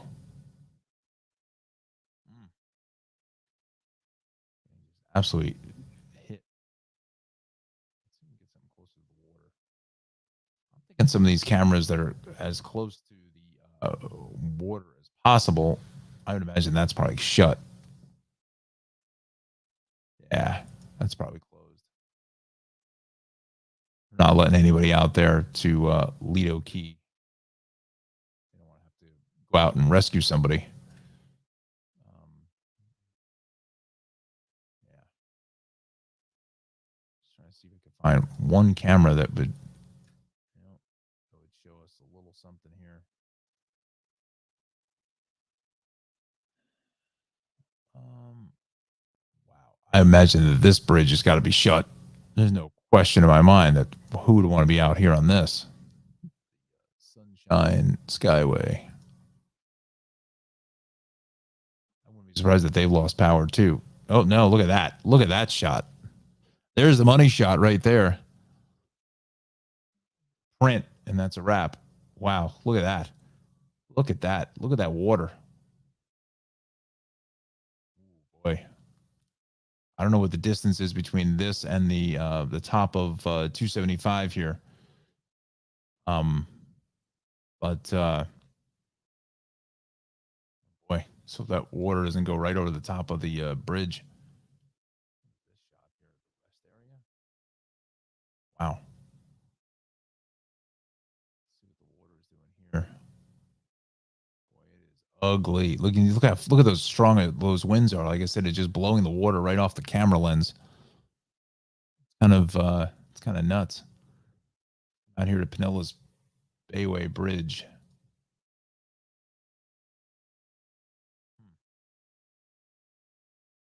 We're getting up into the St. Petersburg area.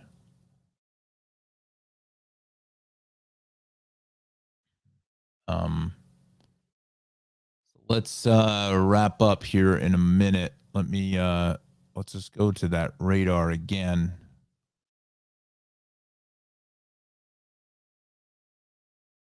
So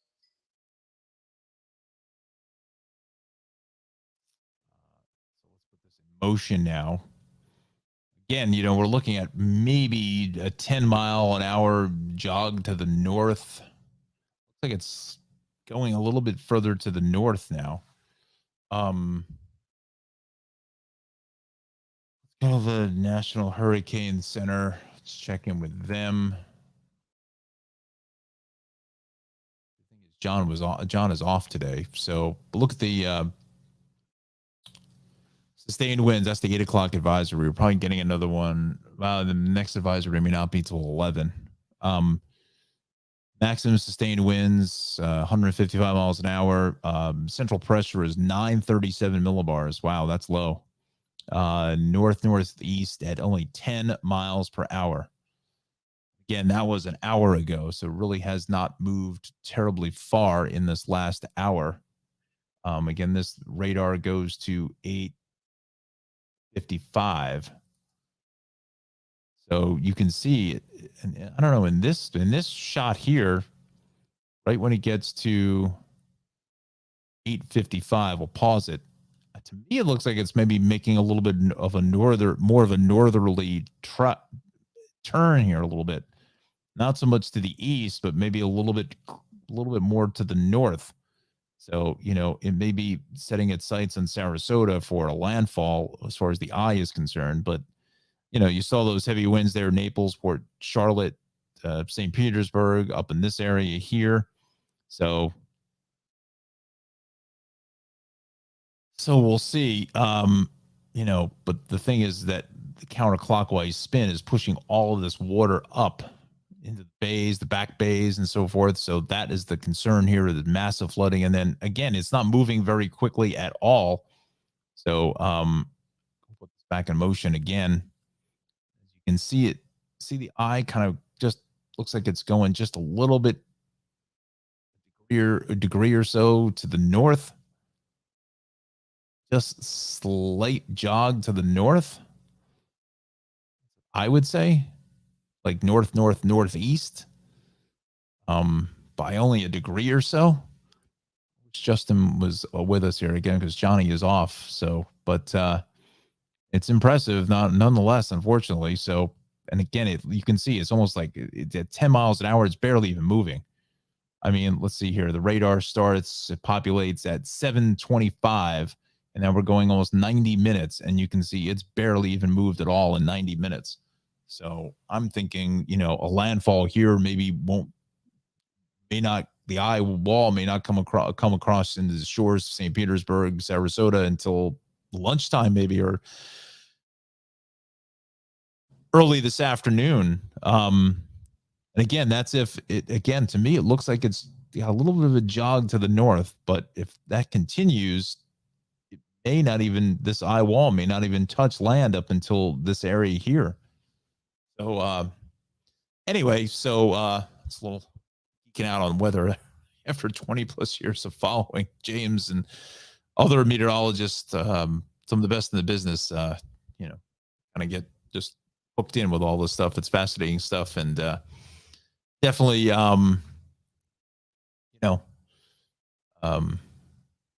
wish for the best, hope and pray there for everyone's okay. But again, there's going to be a ton of rain throughout this whole section here. I wouldn't be surprised we see pictures out of Disney World and Universal Studios of, foot and a half of water and flooding in the park and things like that. Hopefully the drainage is good. But, again, it just depends on which way this goes. I mean, to me, it looks like it's starting to spin up to head a little bit further to the north. That's just kind of what I'm seeing. I don't know.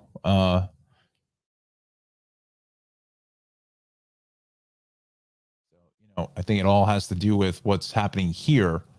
It's kind of driving it. So if there's any kind of a break in this high pressure system, it may give it just enough of room to start to push to the north. But just as long as this high pressure is just essentially just a blocking, just jamming it here, it's got nowhere to go except for maybe up, just riding the front, which is like right along in here.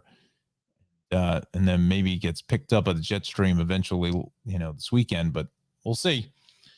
So anyway, so that's the Tri-State Traffic Quasi Weather Channel show here this morning. We thank everybody for watching us, Anna, Loretta, and Alexander for commenting here this morning.